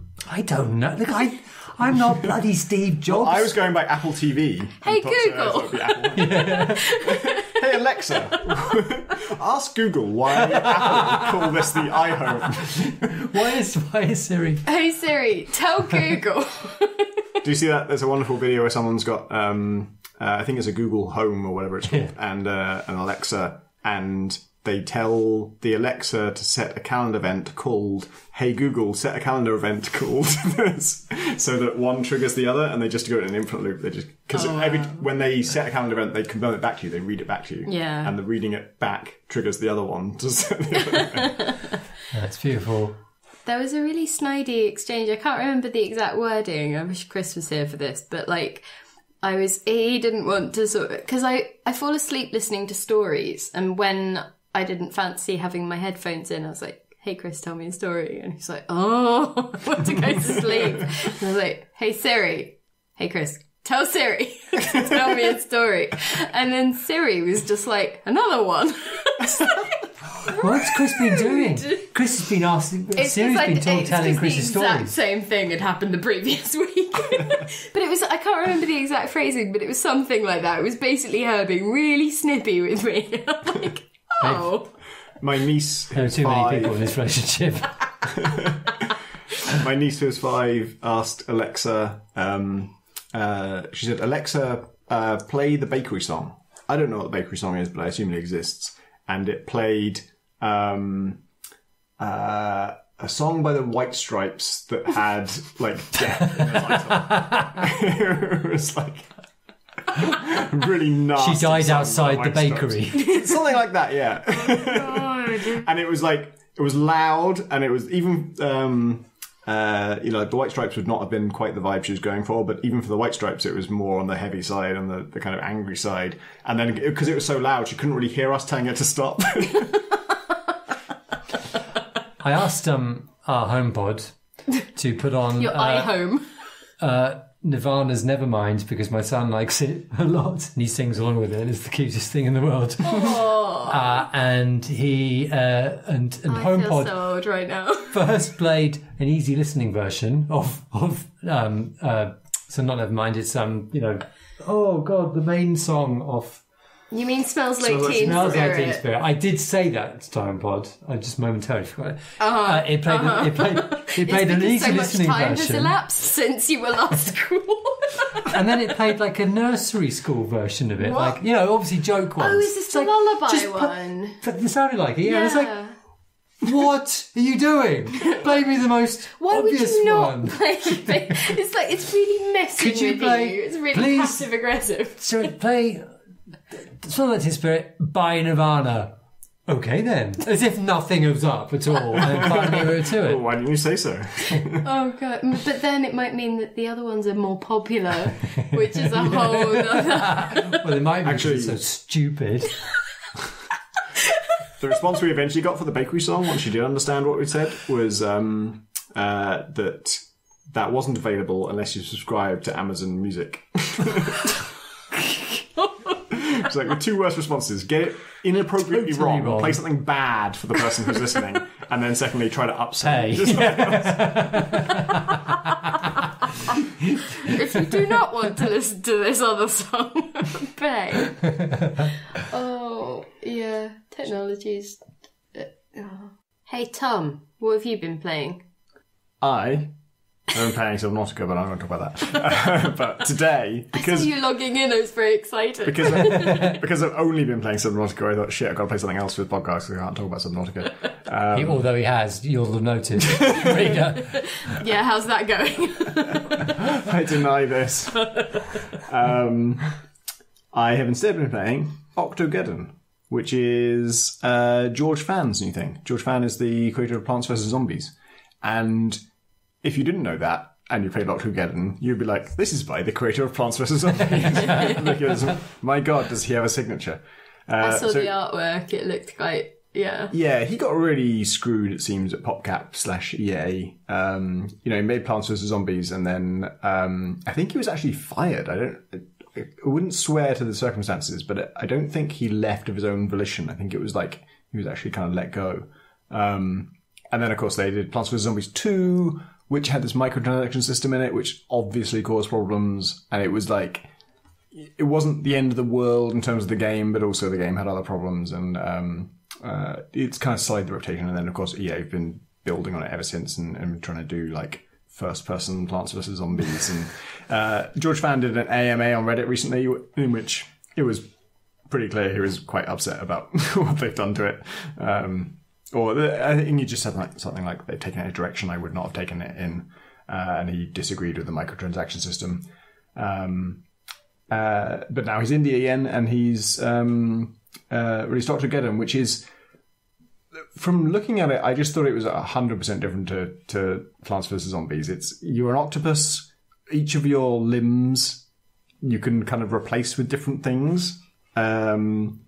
The story is you're an octopus watching YouTube and you see a video of some like sushi preparation and you're really excited to watch the sushi preparation, and then you see the guy slicing a tentacle and you're like, what? And then you go on a rampage and destroy New York. But by replacing his tentacles with kind of things, surely he's slicing his own tentacles up. You would think. I'm watching a tentacle being sliced and I'm like, oh, so that's how the things get grafted on. No. Why He's just angry about that. Sushi videos at the start. I don't know. That's strange too. I mean, I guess he eats fish, I imagine. Yeah. Oh, yeah, Or fishy things. Okay. So it's like, that's cool. fair. They love And rice. Octopuses love rice. Every chapter begins with him seeing something on TV or YouTube that makes him mad. Senses him. But it's like the first one is like, okay, sushi, yeah, they use tentacle-based creatures in that sometimes, and that would make you angry. And the next one is like a stand-up comedian mocking octopuses. That does not happen that much, actually. I won't swear to be like a connoisseur of the comedy scene, but I haven't seen that many jokes about octopuses. Saying that's not relatable content? And then there's like, later on there's a fight between like Godzilla and a giant octopus, and Godzilla just really humiliates the giant octopus, and so that's what drives me crazy on that one. Like, when the stand-up comedian mocks the octopus, he destroys Sydney Opera House, which sort of somehow implies the stand-up comedian was in Sydney Opera House. I don't know if that's what they do there. Singing comedian. Maybe it is.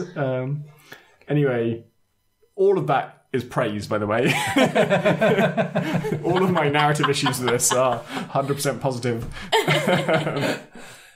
And the mechanics are, you are an octopus. Strangely... So all of the important things about this game are unexplained. Like, why you're angry with New York is totally explained thoroughly. But why you only have 2 tentacles is not explained. Why you can graft other creatures onto your tentacles is not explained. That's the core mechanic of the game. So you start off with just 2 tentacles, and submarines come towards you and you have to point a tentacle at them. There are only 2 buttons, just left and right, and it's just rotate clockwise or anti-clockwise.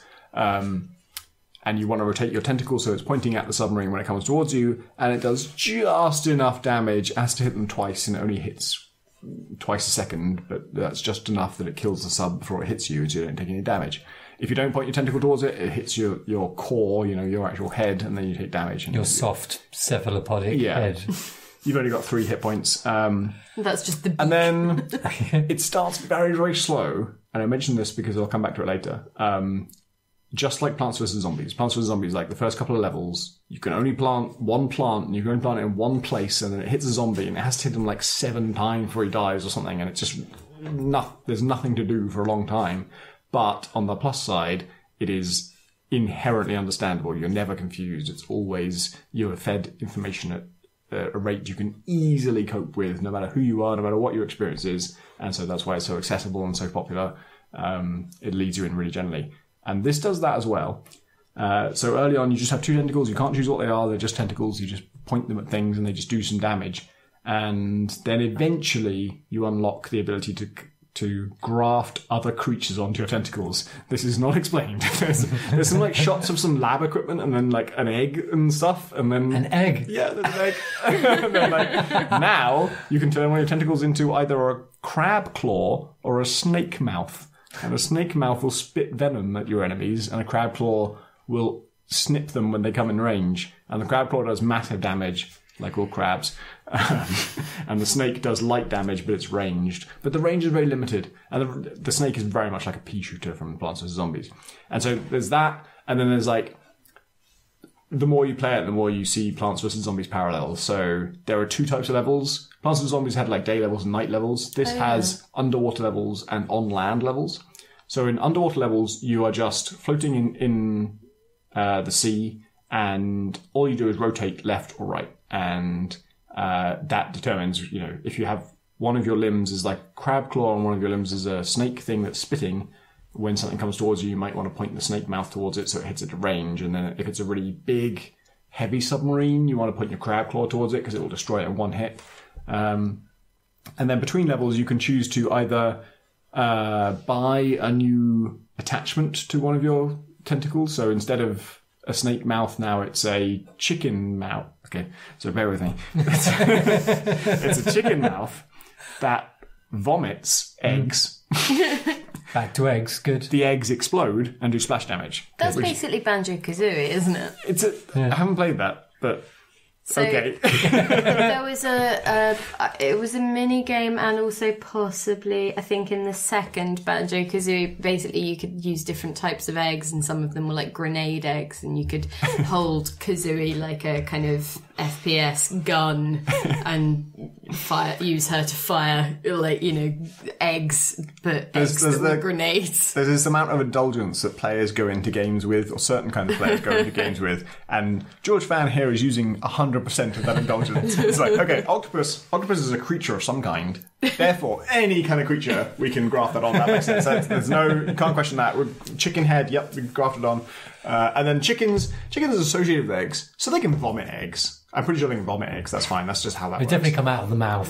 It's a throat-based projection system. And then eggs are an object of some kind, therefore it can explode and do splash damage. If you break an egg, something comes out, the damage is not localized to the egg shape. It can affect an area larger than it, therefore it's an explosion. Shrapnel, yeah. It's just at every stage. What's the maximum leeway you can give me here? Because I'm going to use all of them. And then, during the levels, all you do is just figure out which of your limbs should be pointing which direction. And obviously, as between levels, you choose either you can put new animals on your tentacles, or you can buy a new tentacle. So you start off with 2, and any you gain from then on, like the first one's $250 to add a new tentacle to your octopus. That really should have 8 tentacles. Very good value. It's not that you can't write a game about an octopus with less than 8 tentacles, but you've got to explain it, surely.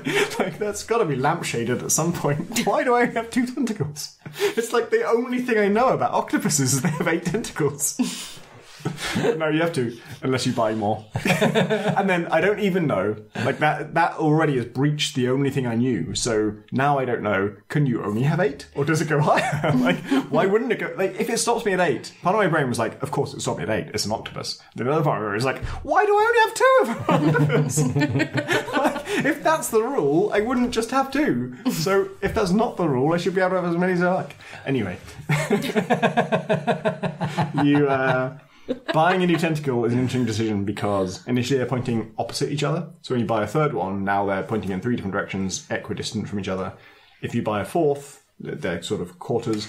So is it that you have to take into account the head? Or is the head behind? Like, how were we... The head is in the middle and all the things point out I in see. different directions. So you're sort of top-downing on the octopus. Side on, kind of, but yeah. Side on, top down. Cool. Good. Side down, if you will. Because underwater, we're fine. Yeah. And then when you go on land, so underwater, all you do control is rotation. When you go on land, you're still rotating, but rotating rolls you along the land. And the bottom set of your arms are squished against the land and they can't fire. This all checks out, Tom. Yeah, it makes sense. That's absolute physics, that is. Yeah. You're angry about sushi, Max physics. Total phase physics. You're angry about sushi, so you have to destroy the Statue of Liberty. And that's your objective. So there are a couple of water levels. So you're rolling towards... Then you roll onto the coast. Because she's holding a torch and a plate of sushi. I believe that's how it works. Yes. And yeah, the land levels are more interesting because you have things like, I want to rotate so that the claw arm hits this heavy sub, but actually it's on land. How's the sub? Okay, there's no subs on land, but there's heavy. I thought that planes. was just an extra level of kind of believability where it wouldn't feel like it was stretching the existing fiction if there was a sub coming from the sky. But in fairness, I don't think I've seen that specific scenario. They're called planes. The subs of the sky. It's surprising how much you start to realise. It's surprising how much it starts to feel like Plants vs. Zombies. It's like the snake head is the pea shooter, and then there's an upgraded snake. There's a cobra, and that's a faster shooter, which is like the double pea shooter, twin pea shooter, or whatever it's called. And then there's a king cobra, which is even a faster version. And then like just stuff like bosses when they take damage, they're like there's one with like a weird eye in the middle of a giant robot, and it starts to look really sad as you start to defeat it, and it reminds you of the tall nut from Plants vs. Zombies, where it starts to cry when it takes damage. And his style is just there through and through, and it really feels like it. And then the shop, instead of being Crazy Dave, it's a catfish who is also kind of crazy and yells at you while you're shopping. And it's just like so much of the format matches it totally. And as you're playing it, you realise, this is, in a weird way, this is a tower defence game. It's just that I rotate the towers and I decide which tower fires at which enemy. And it's very passive. You don't decide when they fire. They all fire in a cycle. So like, if you have projectile ones, they just fire bit by bit. It is really fun. It gets, it's much more addictive than I expected. It's much more satisfying than I expected. It feels like it needed more testing to me. Plants vs. Zombies. In this AMA that he did, somebody asked him a question like, was it hard to name all the zombie types, or was it hard to balance all the plant types, or something like that? And his reply was, it probably would have been, but we had a year to do it, so it was fine. And so it sounds to me like Plants vs. Zombies was like finished a year before release, which is also true of Portal. And those are like two games that are so widely regarded as like perfect or just the best of their genre. Just like if you finish a game and then you have a year for some production reason, like it's not going to come out right now, you just tinker with it for a year afterwards, it gets to this extra level of like, it transcends the genre. Like people who don't give a shit about the genre suddenly love this thing. Are you now answering your own question about why Into the Breach hadn't come out for ages? What can you still be doing, says Tom? This is why those guys are better than me, because I'm like, look at this, it's fucking great, fucking release it now. And they're the ones who wait another year. You're like a living me, also me tweet. Exactly. Is it on mobile as well? You would think, right? It's two buttons. I would. And I thought that surely the reason it's two buttons is that this would be so easy to do on mobile. You just like touch the left-hand side of the screen or the right-hand side of the screen. But no, it's only on Steam so far. As far as I can see. I searched for like, Octogeddon iOS, Octogeddon Android, no results. Well, not no results, but all the results are about the Steam version. Again, Plants vs. Zombies came out on PC first. Yeah, it actually might be quite a smart play because I think the mobile markets are both things where you just die if you don't have an existing audience. And he should, by rights, have an existing audience, but obviously, If you go to Apple with, hey, it's really popular on Steam. Yeah, exactly. Steam is the place where you can succeed by being good, potentially. Yeah. You don't always, but it can happen. And yeah, so succeeding there first makes sense, I think. And yeah, it's really good, but I have a couple of problems with it. One is it's much more like a roguelike than Plants vs. Zombies. So when you die, you run out of hearts, you lose a life, and then when you run out of lives, you just have to start the whole game again. And then those first 2 levels where there's just nothing going on. Let's go back to them. Yeah, you have no options. You just have tentacles, like 180 degrees separated, and you just have to rotate those towards whatever enemies are coming towards you. There's just zero gameplay in that. It's just, it felt slow the first time I played it. The second time I played it, I'm like, what the fuck am I doing here? This is ridiculous. And there is this first you exhausted of two tentacles. Why? And now it's 2 tentacles. Why? So there is an upgrade. There's the second economy. So like within a round, you're earning dollars, and you spend the dollars to buy chickens that vomit explosive eggs and that kind of thing. And then when you die, you keep earning shells all the time. And I'm always wondering, well, when do I spend the shells? When do I spend the shells? It's never come up. Only when you die do you spend the shells. And is that a crazy catfish's shack of dreams? And every now and then, while you're shopping, he'll just suddenly slap his fins down on the counter. It's great. And you buy things like, I would like an extra heart when I start, or 1 extra life, or I would like to unlock this new creature type that I didn't have access to before, and that'll come up in every time I can upgrade myself. And one of those is skip the first 2 levels. You have to buy. Yeah, it really just should happen automatically because it's just bad. It's just a bad experience to do that, and it sucks to have to spend currency just to say I don't want the game to be boring forever, please. And then my other problem with it is there's one of the things you can turn your tentacles into is bees. 100% on board. That's not the negative yet. Just to clarify.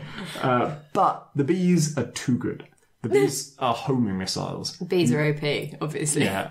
Bees are OP. BOP. the famous bop conundrum.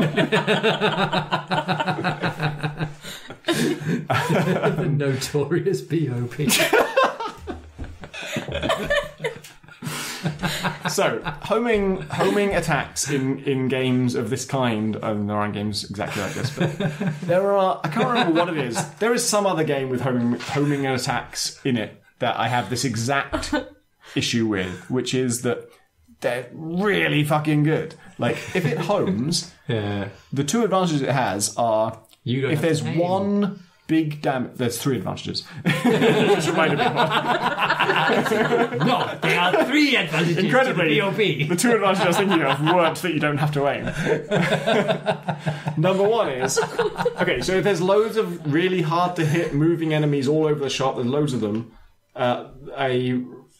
homing ranged attack is perfect because you don't have to aim at them. Doesn't matter how much they're moving, you're going to hit them. All the damage you do is going to enemies. That is incredibly efficient compared to any kind of manual aiming, either melee or ranged. Anything you have to point, 70% of the time you're not doing damage because you can't get round to the thing that you want to hit exactly the way you want to hit. Anything homing is incredibly efficient. It's just hitting everything all the time. Then, if there is a 1 big damage enemy, you might think that would be the counter to this because it's so good at the small, low health ranged many enemies.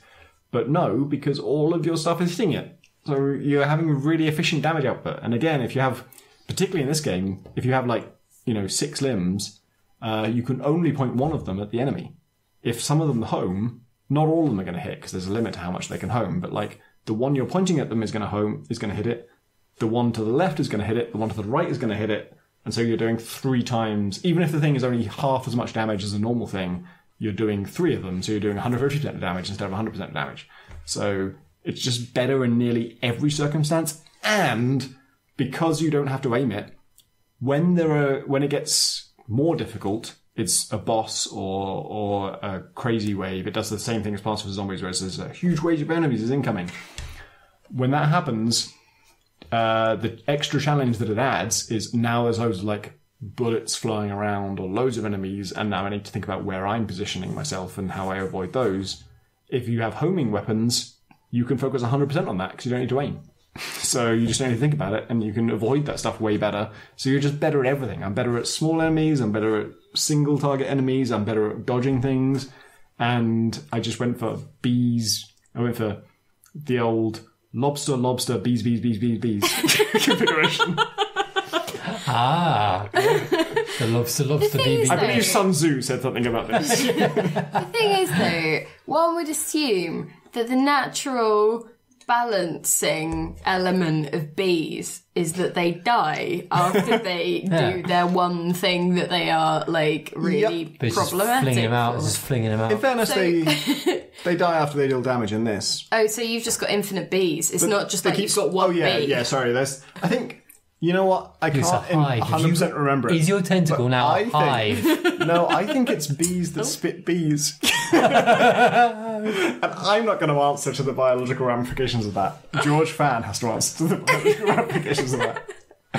Underwater sending out your bees. But this is yet another thing that's really good about the bees is that they have basically limitless range. They'll not only heat sink, but go as far as the screen. Whereas the snake that spits venom in a direct line, it expires after like a meter. It goes really short range and just disappears. So it only works when things are close to you. That sucks. Things that heat seek and a long range, and you do more damage overall because it's more efficient. It's just better in every way. And I remember before I even played the game, George Fan in his AMA, someone asked him, like, what build do you play with? And he says, I hear a lot of people do with, like, a mostly bees build plus something else. But I like to have one of everything. And I'm like... you're just saying that because you want them to be good. Yeah, exactly. Like, if you as the designer weren't picking one of everything, you would probably buff or nerf whatever it is that you I were love picking too all much my of. tentacles equally. Yeah. But the fact that lots of players are picking this... I could literally, it gets harder and harder as it goes along in theory, but once I had, like... Bees, lobster bees, lobster bees. The thing is, the lobsters were holding me back. If I could have had bees, I would have been sorted. What was stopping you from the bees? All the time? When you get to the shop, there's only, like, 3 slots that it can give you things, and it randomizes what's in the slots. And I think I was lucky to get so many bees offered to me, and I always bought them. And so, like, the only arms I had that weren't bees were just things that, like, I can afford to buy a new arm and put a bee on it, rather than I can only buy one bee. It, then you should have put a bee on it. I mean, that doesn't even work. If you like it, then you should have put a sting on it. That's a slow burn joke. Version 2. I've workshopped that. If you could just chop that first bit out, and that would be fine. I will definitely do this. Me, the diligent editor. And then the record scratch goes here. So it's an octopus with like 8 bee arms. You're probably wondering how I got in this situation. How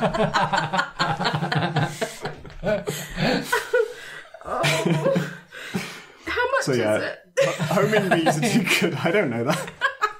I did buy it, but I can't remember how much I paid for it. But is it? I'm guessing it's not like a 55 quid with DLC. No. It's I think it might be like $10. Okay. £7 maybe. It's I've got a few interesting things about it. So as you progress, you encounter more different enemies, some of which are harder.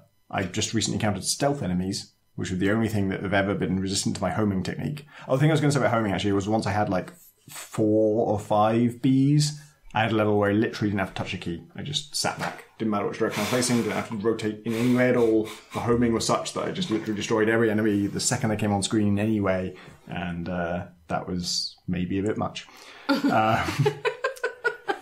But... what was I saying before that? No gods, no monsters, only bees. Only bees. I feel like that wasn't what I was saying. You were saying about what the problems with it were, or what you liked about. There was a value judgment. It was either what I liked or what I didn't like. It was one of those two things. Because I remember thinking, wow, the other stuff wasn't that. But you've been so exhaustive, and so I was really interested you can't in still what be you talking were about this game. I was actually really interested in what you might say, because I'm like, but there's already been so many things, so many topics of conversation. But I couldn't really narrow it down. An interesting thing about it is that you unlock these new enemy types, and I've just encountered stealth subs that come towards me. Maybe not in the sky. I can't swear that they're not in the sky. And you can't target them at all until you detect them. If they get really close to you, you detect them, but obviously by then it's kind of too late unless you're directly aiming a weapon at them. So there's a new thing called the anglerfish, which can detect stealth things. It's like a kind of beam that you point at them. And so you point at them and then fire them. Yeah, so that was kind of interesting. Although, it was the stealth mechanic is introduced at the same time the anglerfish is introduced, so you just buy the anglerfish. Like, every time it introduces a new thing for the first time, you just know, buy this, because the next level is going to kill you if you don't buy this. So, I like how that has literally no bearing on how anglerfish work. They have like a light thing. But it's not to expose stealth. Yeah. The stealth subs can't resist the anglerfish. They themselves are stealthed because the light is the distraction. I would have used the dolphin, and then the dolphin would do sonar. Look, this is a game where if you get... Or the beluga whale with the melon. Beluga whale would be Those are both good answers. If you get a penguin in this game, it freezes things, because penguins come from a cold place, therefore they breathe... They wield cold. breathe ice. In the same sense that... So they've caused their own... Why don't they figure out global warming, then? That might be outside the scope. If they're so great at ice. If you penguins are so great at ice... Hey, why are you breathing ice on me? Why don't you answer me this, motherfucker? It's very much a we're 4 gins into this podcast kind of point, isn't it? The interesting thing about Octogeddon is that as you unlock these enemy So it's been types, boring up until now. when you die and you do restart in the roguelike fashion, you have access to all these new tentacle types that you've unlocked, that you can buy them in the shop if they happen to come up through random chance. You can also pay to expand your shop slots so you get more options. But also, all the enemies you discovered can now be used in the first level and the second level. So these early levels that were very straightforward originally can have nastier enemies. So last time I restarted, I have now bought the shortcut where I skip the first 2 levels because they really are garbage. But the first level that I did play had stealth subs in it, and I had no opportunity to buy the anglerfish. So it's just... the only thing I can do is wait for them to get a meter away from me, and then I have to be aiming at them when that happens, and that's a whole different game. And also what you're offered is different, so you might only be offered the only good thing you're offered is the egg vomiting chicken. So you're like, maybe I'm going for a splash damage run, apparently. And whether you get more tentacles or better stuff is kind of up to you as well. So you could when I had the homing hornets, bees or whatever they were, can't remember. They're hornets. That changes. I know it's late in the game to introduce this. They might have been hornets rather than bees. Really did that. You need to rebalance for hornets. The word bees is funnier though. But so even if you have four bees and you want to keep your 4 bees and they're amazing, the fact that you're being offered new stuff doesn't mean you're sacrificing any of those bees. You could instead add a new tentacle and put something else on it. And not only are you not sacrificing any of your bees, but your bees are now being kind of pushed closer to each other, which is a good thing, because on the land levels, you don't want any of them to be scrunched under you. You kind of want to scrunch all the other stuff under you, so that now all 4 of your bees are all the same size. 100% bees. It's just all bees all the way. And that wins. All I can think of is the Oprah gif of everyone she gets just releases bees on the whole audience. Yeah, I mean, that's fine. I like that gif. Bees, I would say in video games, bees are always strongly on the side of the player. When bees are a weapon, they're incredibly effective. They are never on the side of the player. I've played Don't Starve. Let's not go talking I haven't encountered them in Don't Starve. up bees. They're friendly in Bioshock. There are certain... My theory is there are certain creatures... Injections. Can't deal with it. There are certain creatures that game developers overestimate, and the strongest example I have is dogs as enemies. Game developers think dogs are 90 times more powerful than a tank. They're just red alert. If a fucking dog gets near you, I would nuke the whole area rather than deal with a dog. It's just, is that true? The dog is going to murder every single human they have. What games have you been playing?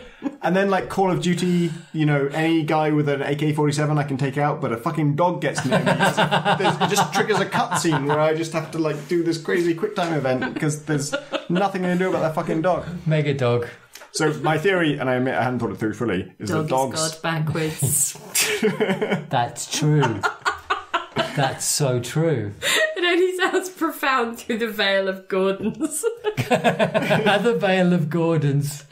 Oh. Sorry, Tom. I was thinking... Game developers overestimate the effectiveness of dogs as enemies and the effectiveness of bees as allies. That's my theory. In practice, neither. Dogs are not that scary and bees are not that useful. Do you think that it's because current game developers may have grown up in the 80s where My Girl and Beethoven were prevalent? So in My Girl, obviously, you'd get the impression that bees are just not to be trifled with. And then, you know, with Beethoven, it's just like, that's a terrifying thing. Was Beethoven an uncommonly powerful dog? I remember it being I remember it being quite big in the poster, and that's all I remember. He was a very strong dog. Very strong He's dog. very, very willful. A willful... I bet that led to all kinds of adventures. I can't imagine that led to an uneventful life. I do believe that David Duchovny was the villain of the piece. Can't believe that. I know. He's always a goodie in my eyes. Apart from when he's not. What was K9 like? I feel like I watched that movie. That was like Tom Hanks. I thought you were That was the unlikely relationship between a policeman and his dog, wasn't it? Yeah, isn't that quite a sort of institutionalised relationship now? Like, they just have dogs. Like last time I went to Seattle, I was asked to sort of permit a dog to sniff my bag. I had to sort of present the bag to the dog so that he could fully sniff it. And also I shouldn't pet the dog. That was made clear to me. Pet the dog. I want to stress, I didn't try and pet the dog.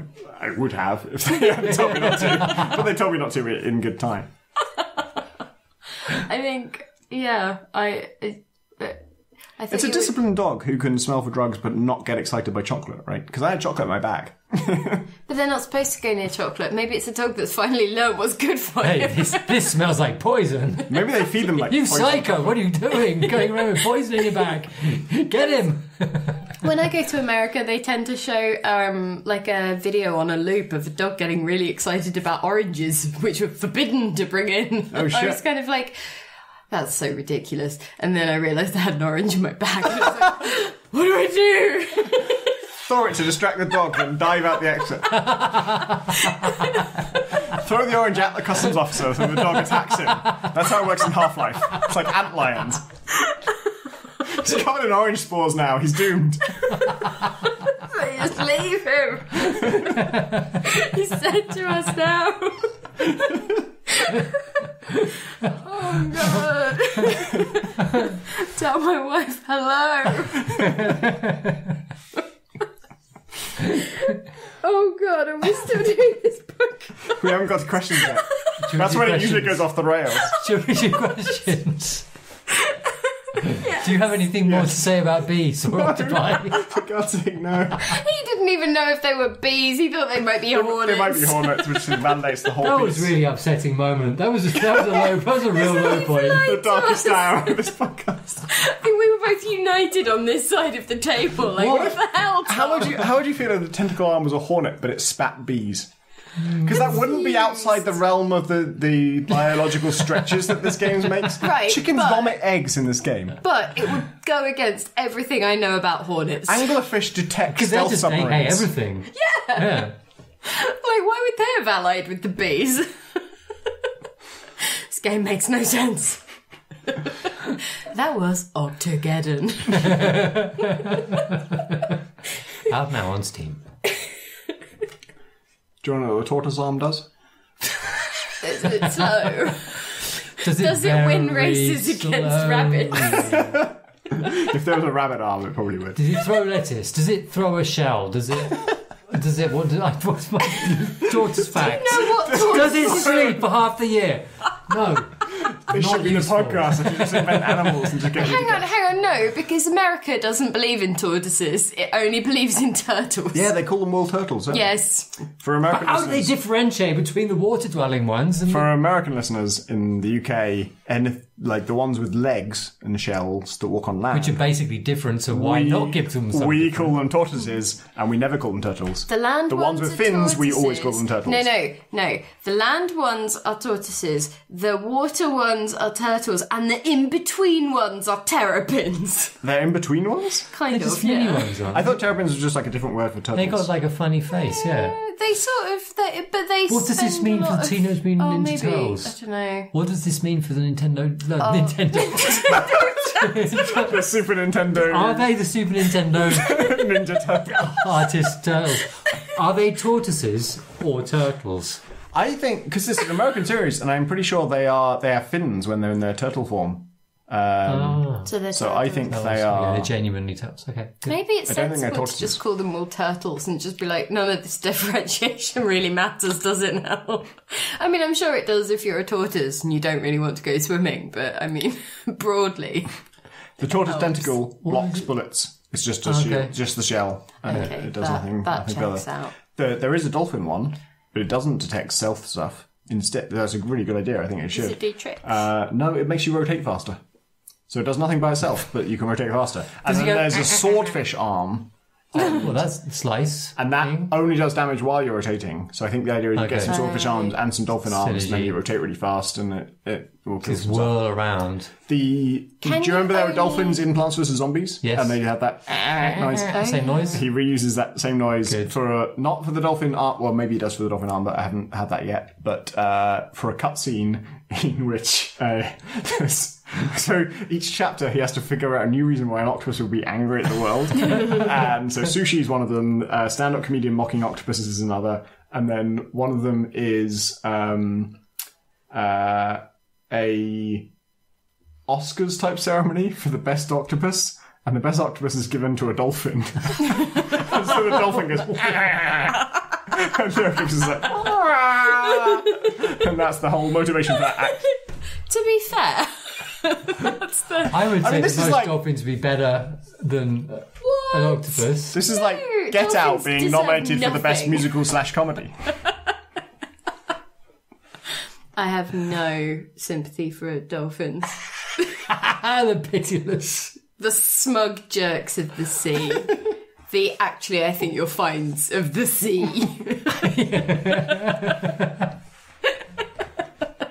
You won't find because you have sonar.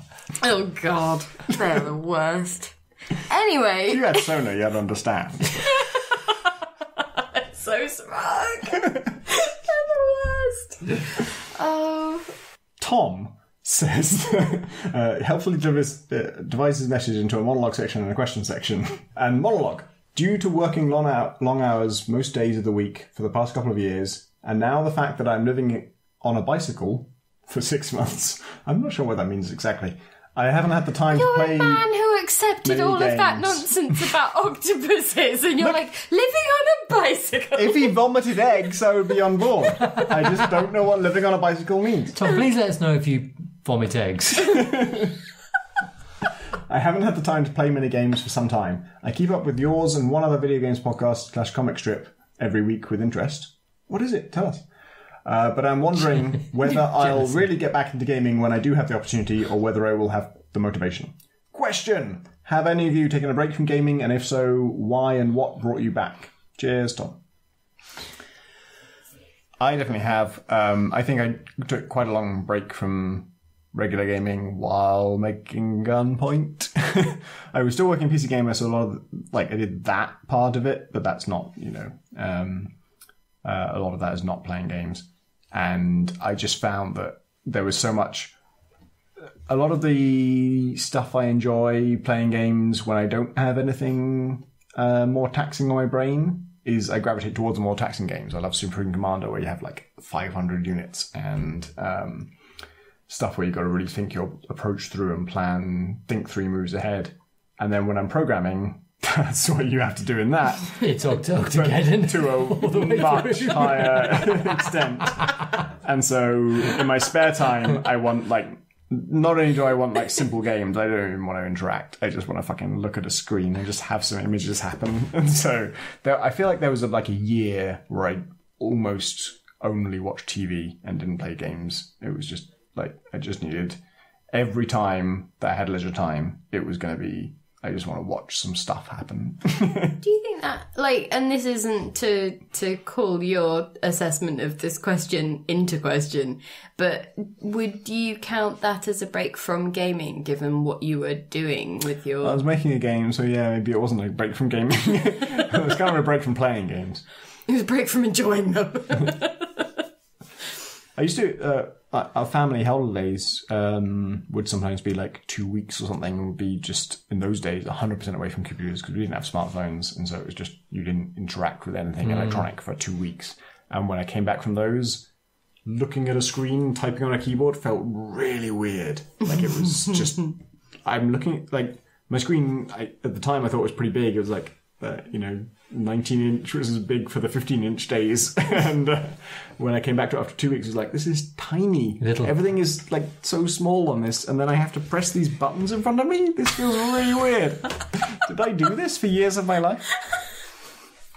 Where were you that this is what reset in your brain? It's just anywhere that you go for 2 weeks without interacting with computers. When you come back, it feels really strange.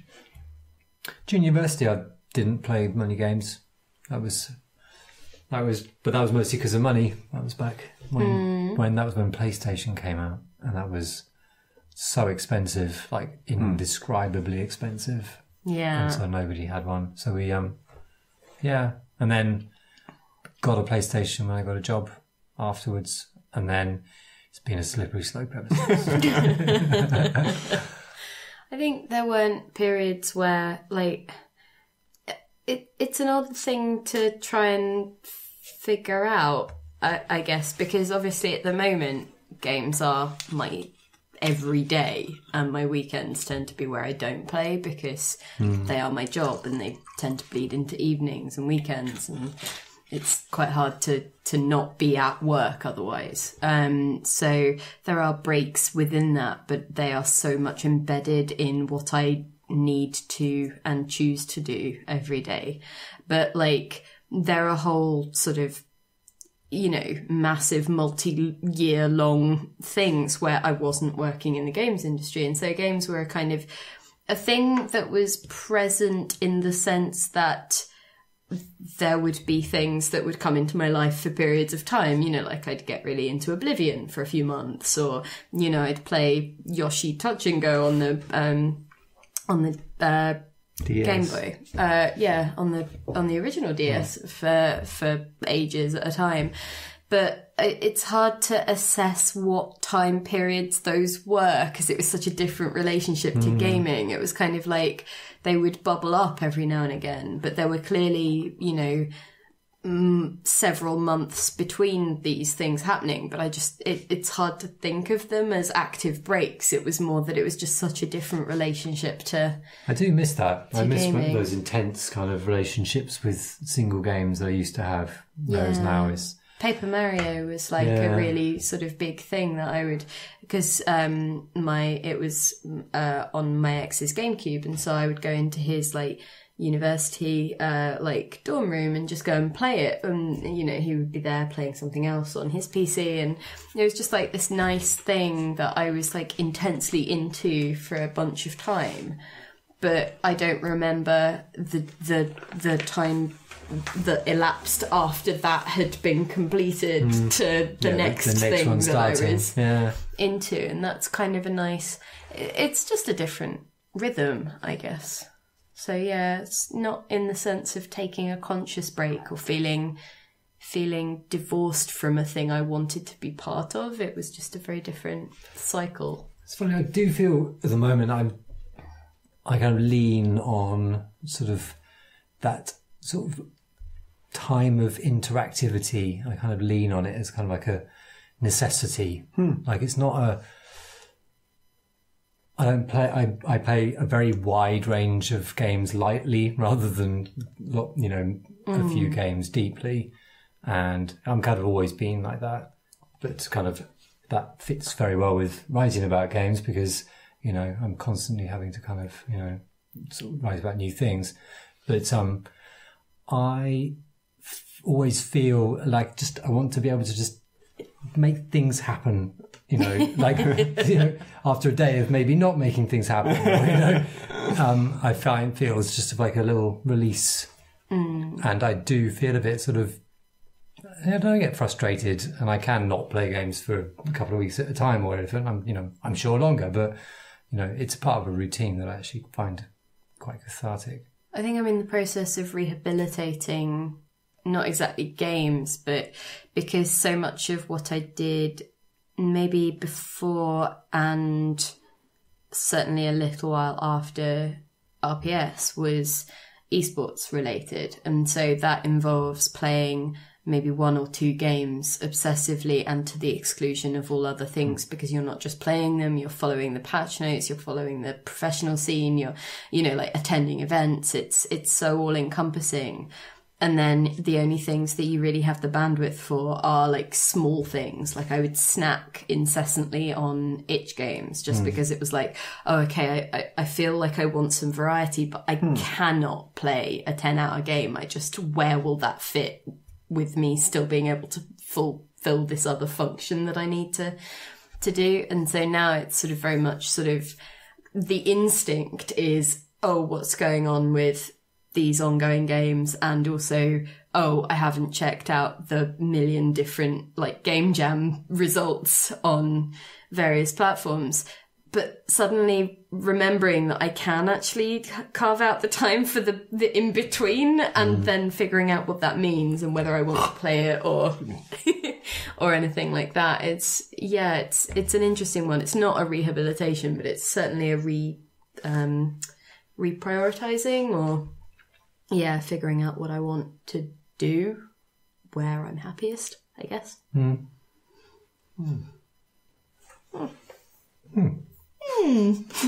All of the noises.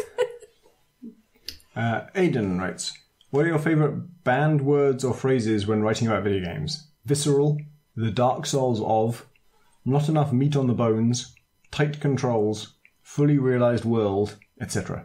Also, do you have any good stories about particularly funny copy you've been sent? Thanks, Aidan. Probably I'm not saying we don't laugh at copy we've been sent, but we probably wouldn't laugh at it publicly on a podcast, right? That would be too cruel.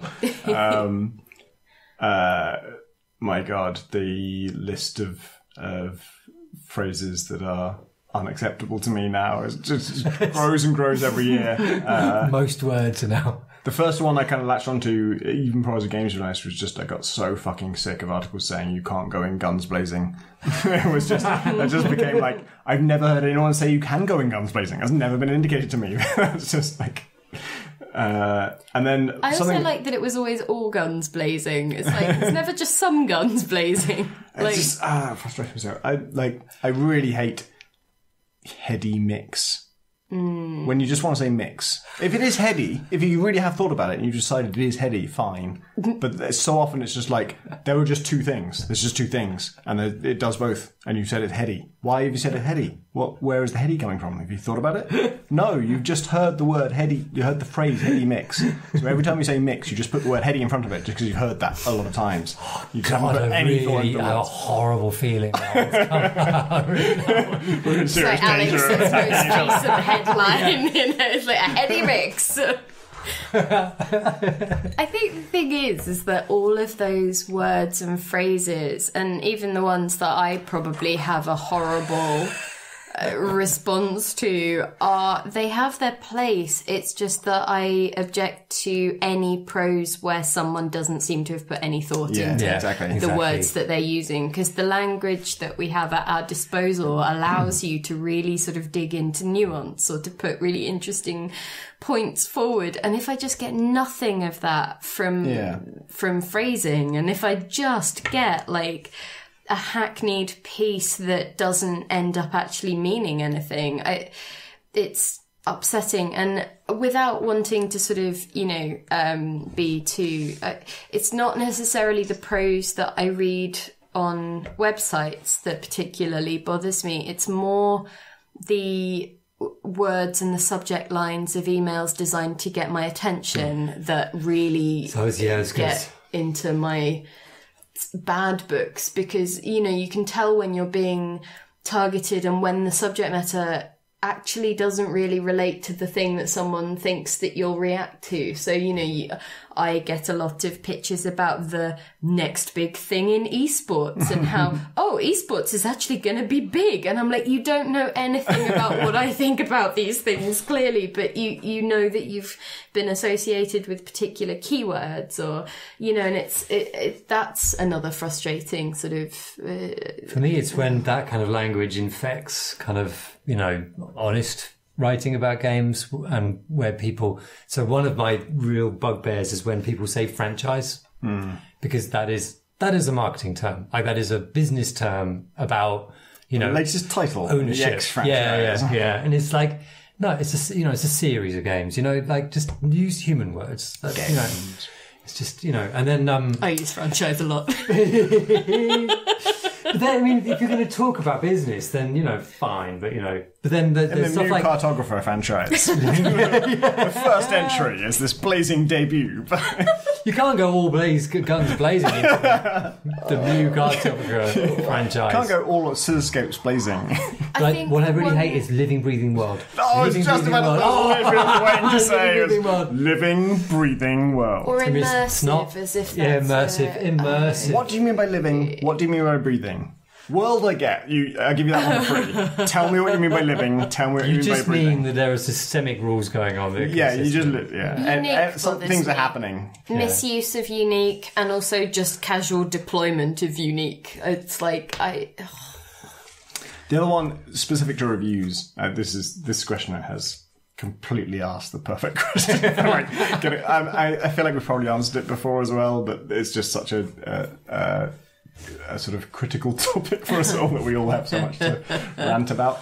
But particularly on reviews, it's just so redundant and pointless to say it's not without its flaws. Of course it's not. What's the point of saying? If you come across a game that's flawless, by all means say that it's flawless. Otherwise, we'll assume, yeah, it has its flaws. Like, by all means, tell us the flaws. But you don't need to actually have a sentence that says, as it happens, this bigger game is not the perfect, ultimate, pure game that has no problems whatsoever. Something that I really hate, though, and it's more about my own sense of writing. It's why I don't really enjoy writing reviews, even though I will do them to try and, you know, help people figure out whether this is a game they are interested in or whatever. But, like, my approach to reviews is pretty much always just summed up with, and I write it out just so that I've got it out of my system, but it's basically, if you like this kind of thing, you'll like this kind of thing. Yeah. And if you're not me, maybe you won't. All I can tell you fans of the genre. The thing that maybe I like that you might not. I don't know. It's all just throwing spaghetti at a wall and then delete it and try and write the actual thing that might help someone form an opinion.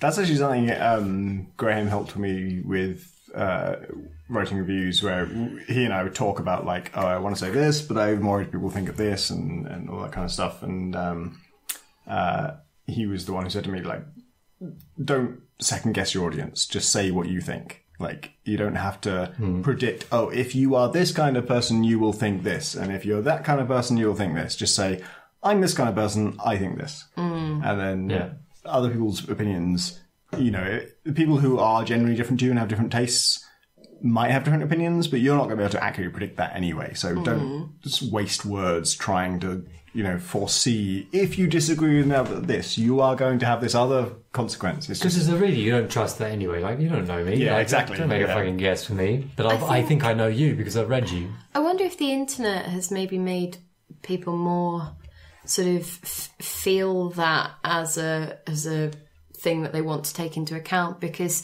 I've certainly found that, especially since starting to write for magazines side of things more, it's easier to shrug that tendency off. But when I know that I'm going to have to deal with a comment section, I'm like, I want to preempt as many of these all the bases, as many of these comments and as many of these objections to the thing that I'm saying, as possible, and you just end up trying to say a million things. And the other thing is the internet has limitless capacity for nonsense, and so with a magazine I have the word count, and with online I'm like, allow this justification to go on for a second paragraph because I can. So yeah, we've really strayed away from this question, but yeah, unique. Learn how to use unique. That's a good first step. That's why I stopped reading comments on my own stuff on the web, was just that I found, as I wrote, I was anticipating so many objections. It wasn't just one objection. It was like, there were 3 different things people are going to say about this. And I know what they're going to say, and I know what my answer is, so I'm going to go through all my answers. And I just wrote really bad copy. You just end up with an article, like, for anyone who wasn't going to raise one of those objections, you're just like, why are you ranting about this? I don't care. But you're basically trying to create this bulletproof article that means that you just will not have to see the one comment that pierces your arm that day of being like... Yeah. Oh, I just feel sad now. Why did I bother? And I put so much effort into this, and it ate my weekend. And I don't have any more bees left. I expended every last homing bee. More hornet. Let's just not talk about hornets. No. That's what hornets are banking on. Hello, Curios and Collectibles. Following your discussion on the deep hollowness you feel post-pointless item collection in games in episode 224, I wanted to know if you too felt the additional shame that goes with this emptiness when you have used a guide to find all these items. Yes. I myself feel as if I have failed to actually find and collect the useless bits and pieces and have cheated the objective set out by the game when I inevitably reach for the guide so that I can be done with it. Bonus question, was there a time when you had to resort to a guide for a game only to realise the solution was right in front of you the whole time? As a kid, I sunk hours into Psych 3's infamous Barrel of Doom. I don't know. I don't know that reference. No. I'm guessing that's a thing that's obvious. Thanks for reading, everybody. Donal. I'm saying that way because he has a PS in which he explains how to pronounce his name, and I think it's Donal. It says same as I'll just say it how I would have said it, Domhnall Gleeson. But from context, I'm assuming that is also pronounced Donal Gleeson.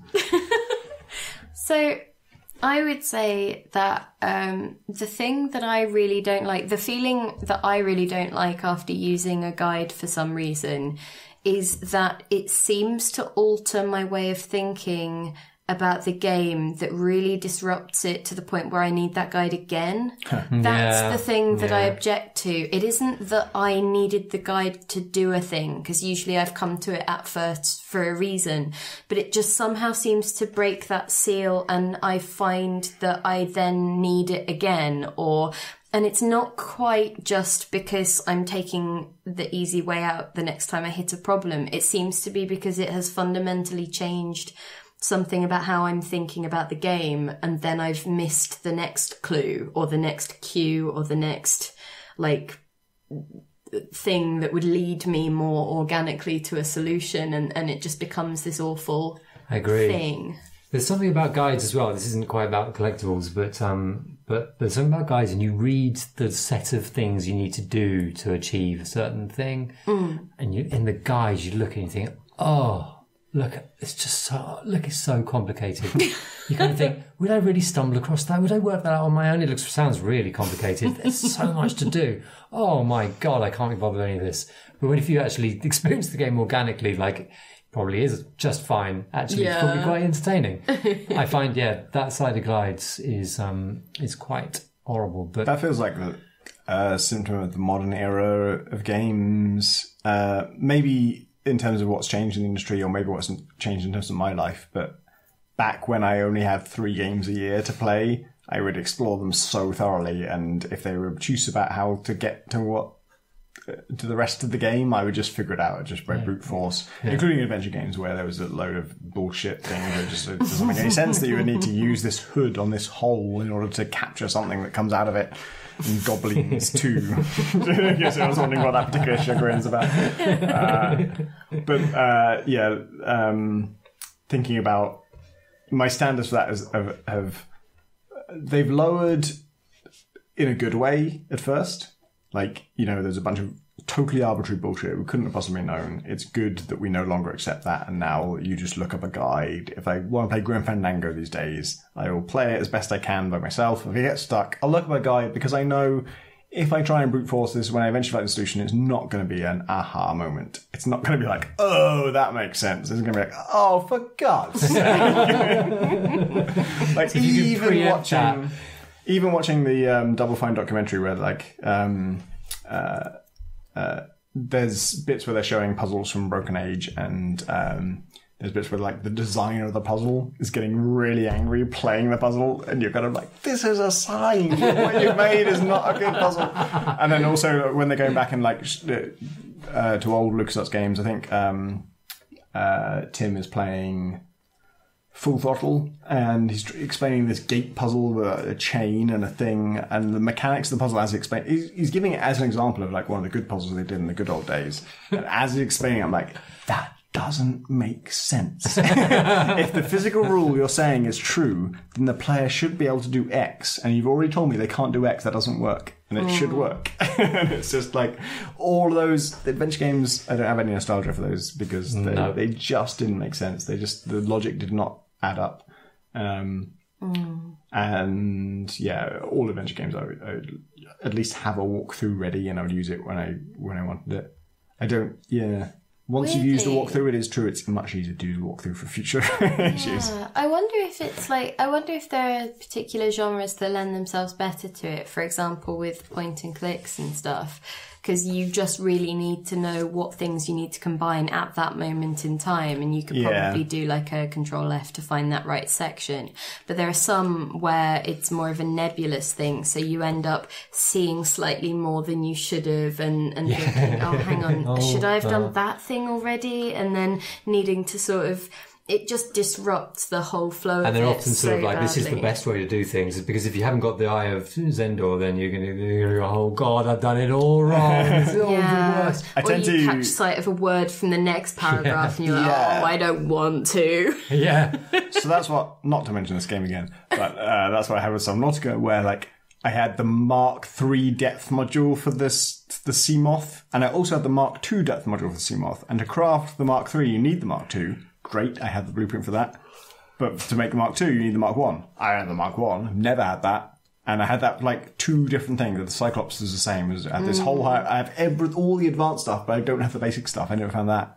And it's clear I should have had that. Like, the reason, that basic stuff is supposed to be the thing you find first. Well, I think that's where I have the time no idea where to come in. even look for it in any sense. That's where the time capsules are slightly disruptive, because I found one not relatively early on, but like kind of at a kind of midpoint, I would say. So it gave me a Mark III kind of level thing, but I couldn't use it because I couldn't, right. Basically it disrupted the flow of getting to the thing. So I suddenly had a very definite task that I wasn't able to fulfill and was frustrated about, that was slightly more of a temptation to use a walkthrough or something, because it was just like, oh, come on, just give me a break. I don't know how to get this thing. I don't know where to look, but I'm being tempted by this thing that the game has provided me with that I now can't use. And that's a very rare thing for that game. Like, that game doesn't do that really. Yeah. So, yeah. I found, so time capsules are a thing that, like, a player can leave. I have not yet got to the point where you can do that, but apparently there's a time when you can leave a time capsule that another player might find. I don't know how it handles that logic, but I read about them, and I hadn't found one at the time. Online, and then they're sort of curated. And then I found one, just in the really deep place, and it was a lot of stuff. It was just a basic set of equipment. It was like, here's a repair tool, here's a laser cutter, here's a knife, here's all thing. It was all stuff I already had, and it just took up inventory space. There's actually some weird special rule where it can overflow your inventory without you dropping it. So I actually was able to carry the stuff even though my inventory was full. But I didn't know what that was about. But it was all stuff that I either had or I didn't want, and I was about to throw it all away. And before I threw it all away, I thought, well, all this stuff has batteries. I do want batteries, so I'll unload the batteries. And I went through each individual item, unloaded the battery, then threw it on the ground. And I did all that without even noticing anything. I just did all that, threw them all the items on the ground, kept the batteries. then I looked at my inventory and I had something called an ion battery, which is like 5 times the capacity of a normal battery. And I was like, oh my god, this person gave me an incredible thing I didn't even realise. And then I put that in my Sea Glide thing, which is the thing that drains the most power and I use the most. And so now I have that. So I'm very grateful to whoever left that particular time capsule. But they probably could have flagged up that there's something incredibly valuable hidden within the things that look incredibly It's an disposable. odd system. Some of the stories that I've heard about it have been really sweet or quite funny. And some of them, it's just a bit like, I don't think... Because you can leave like a screenshot as well or something. Yeah, I think you can attach a screenshot because... What happens is there's the point where you can leave the thing, but then there is a part of the Subnautica website where you log in and you can upvote, people's things.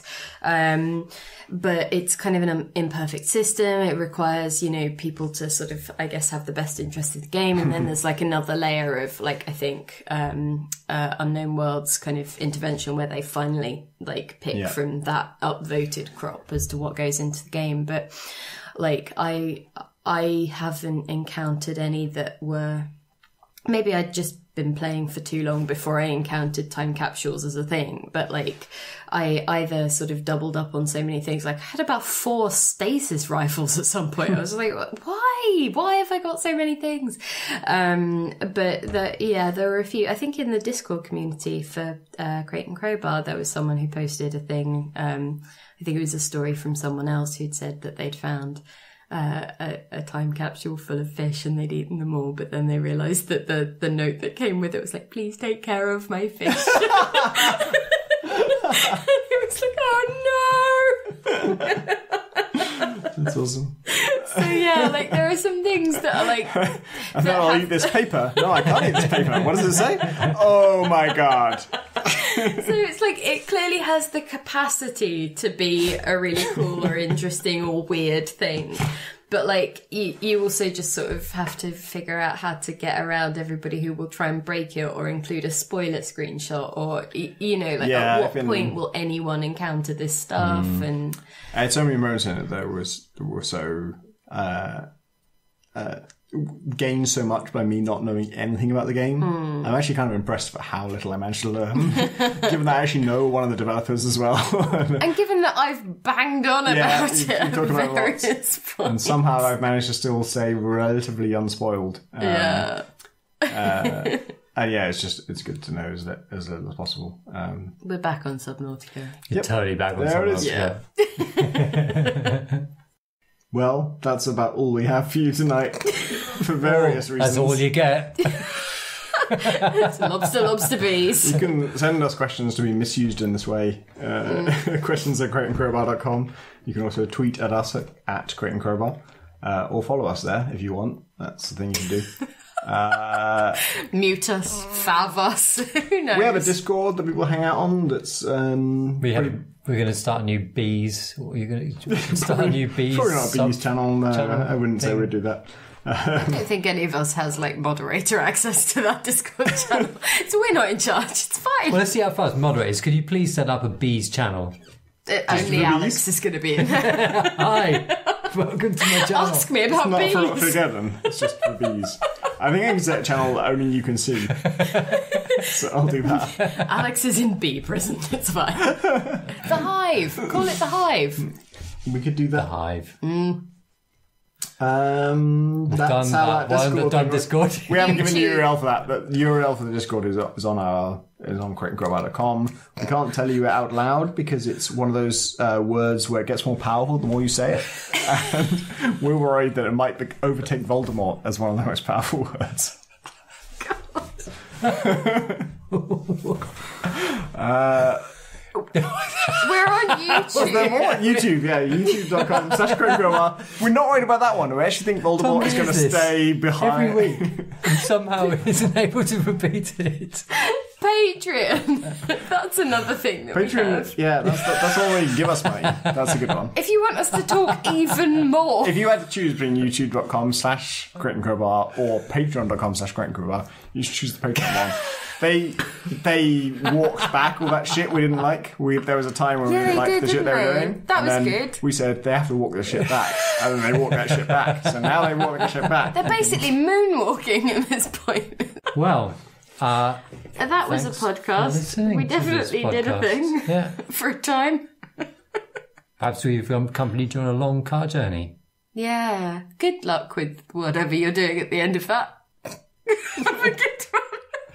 I was trying to be positive and then it sounded really It sounded like a cliff. It was basically like, well, I mean...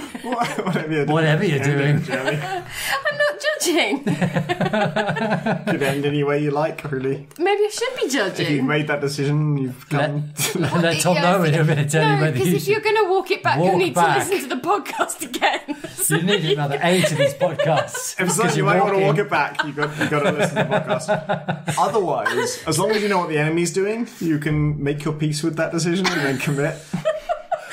Oh, beautiful. A callback. Yes. This was a perfect circle of the podcast. Shall we just... I'm just going to leave now. Goodbye, everybody. Wait, I live here. Goodbye. We'll leave. Bye. Bye. Wait, don't we do a thing where we Thanks for thank listening. everyone for listening? Yes. For listening. Something like that. Hang on. Something along those lines. Do we do like Thank a countdown? all for your listening. I think that's how it goes. I think that's our catchphrase.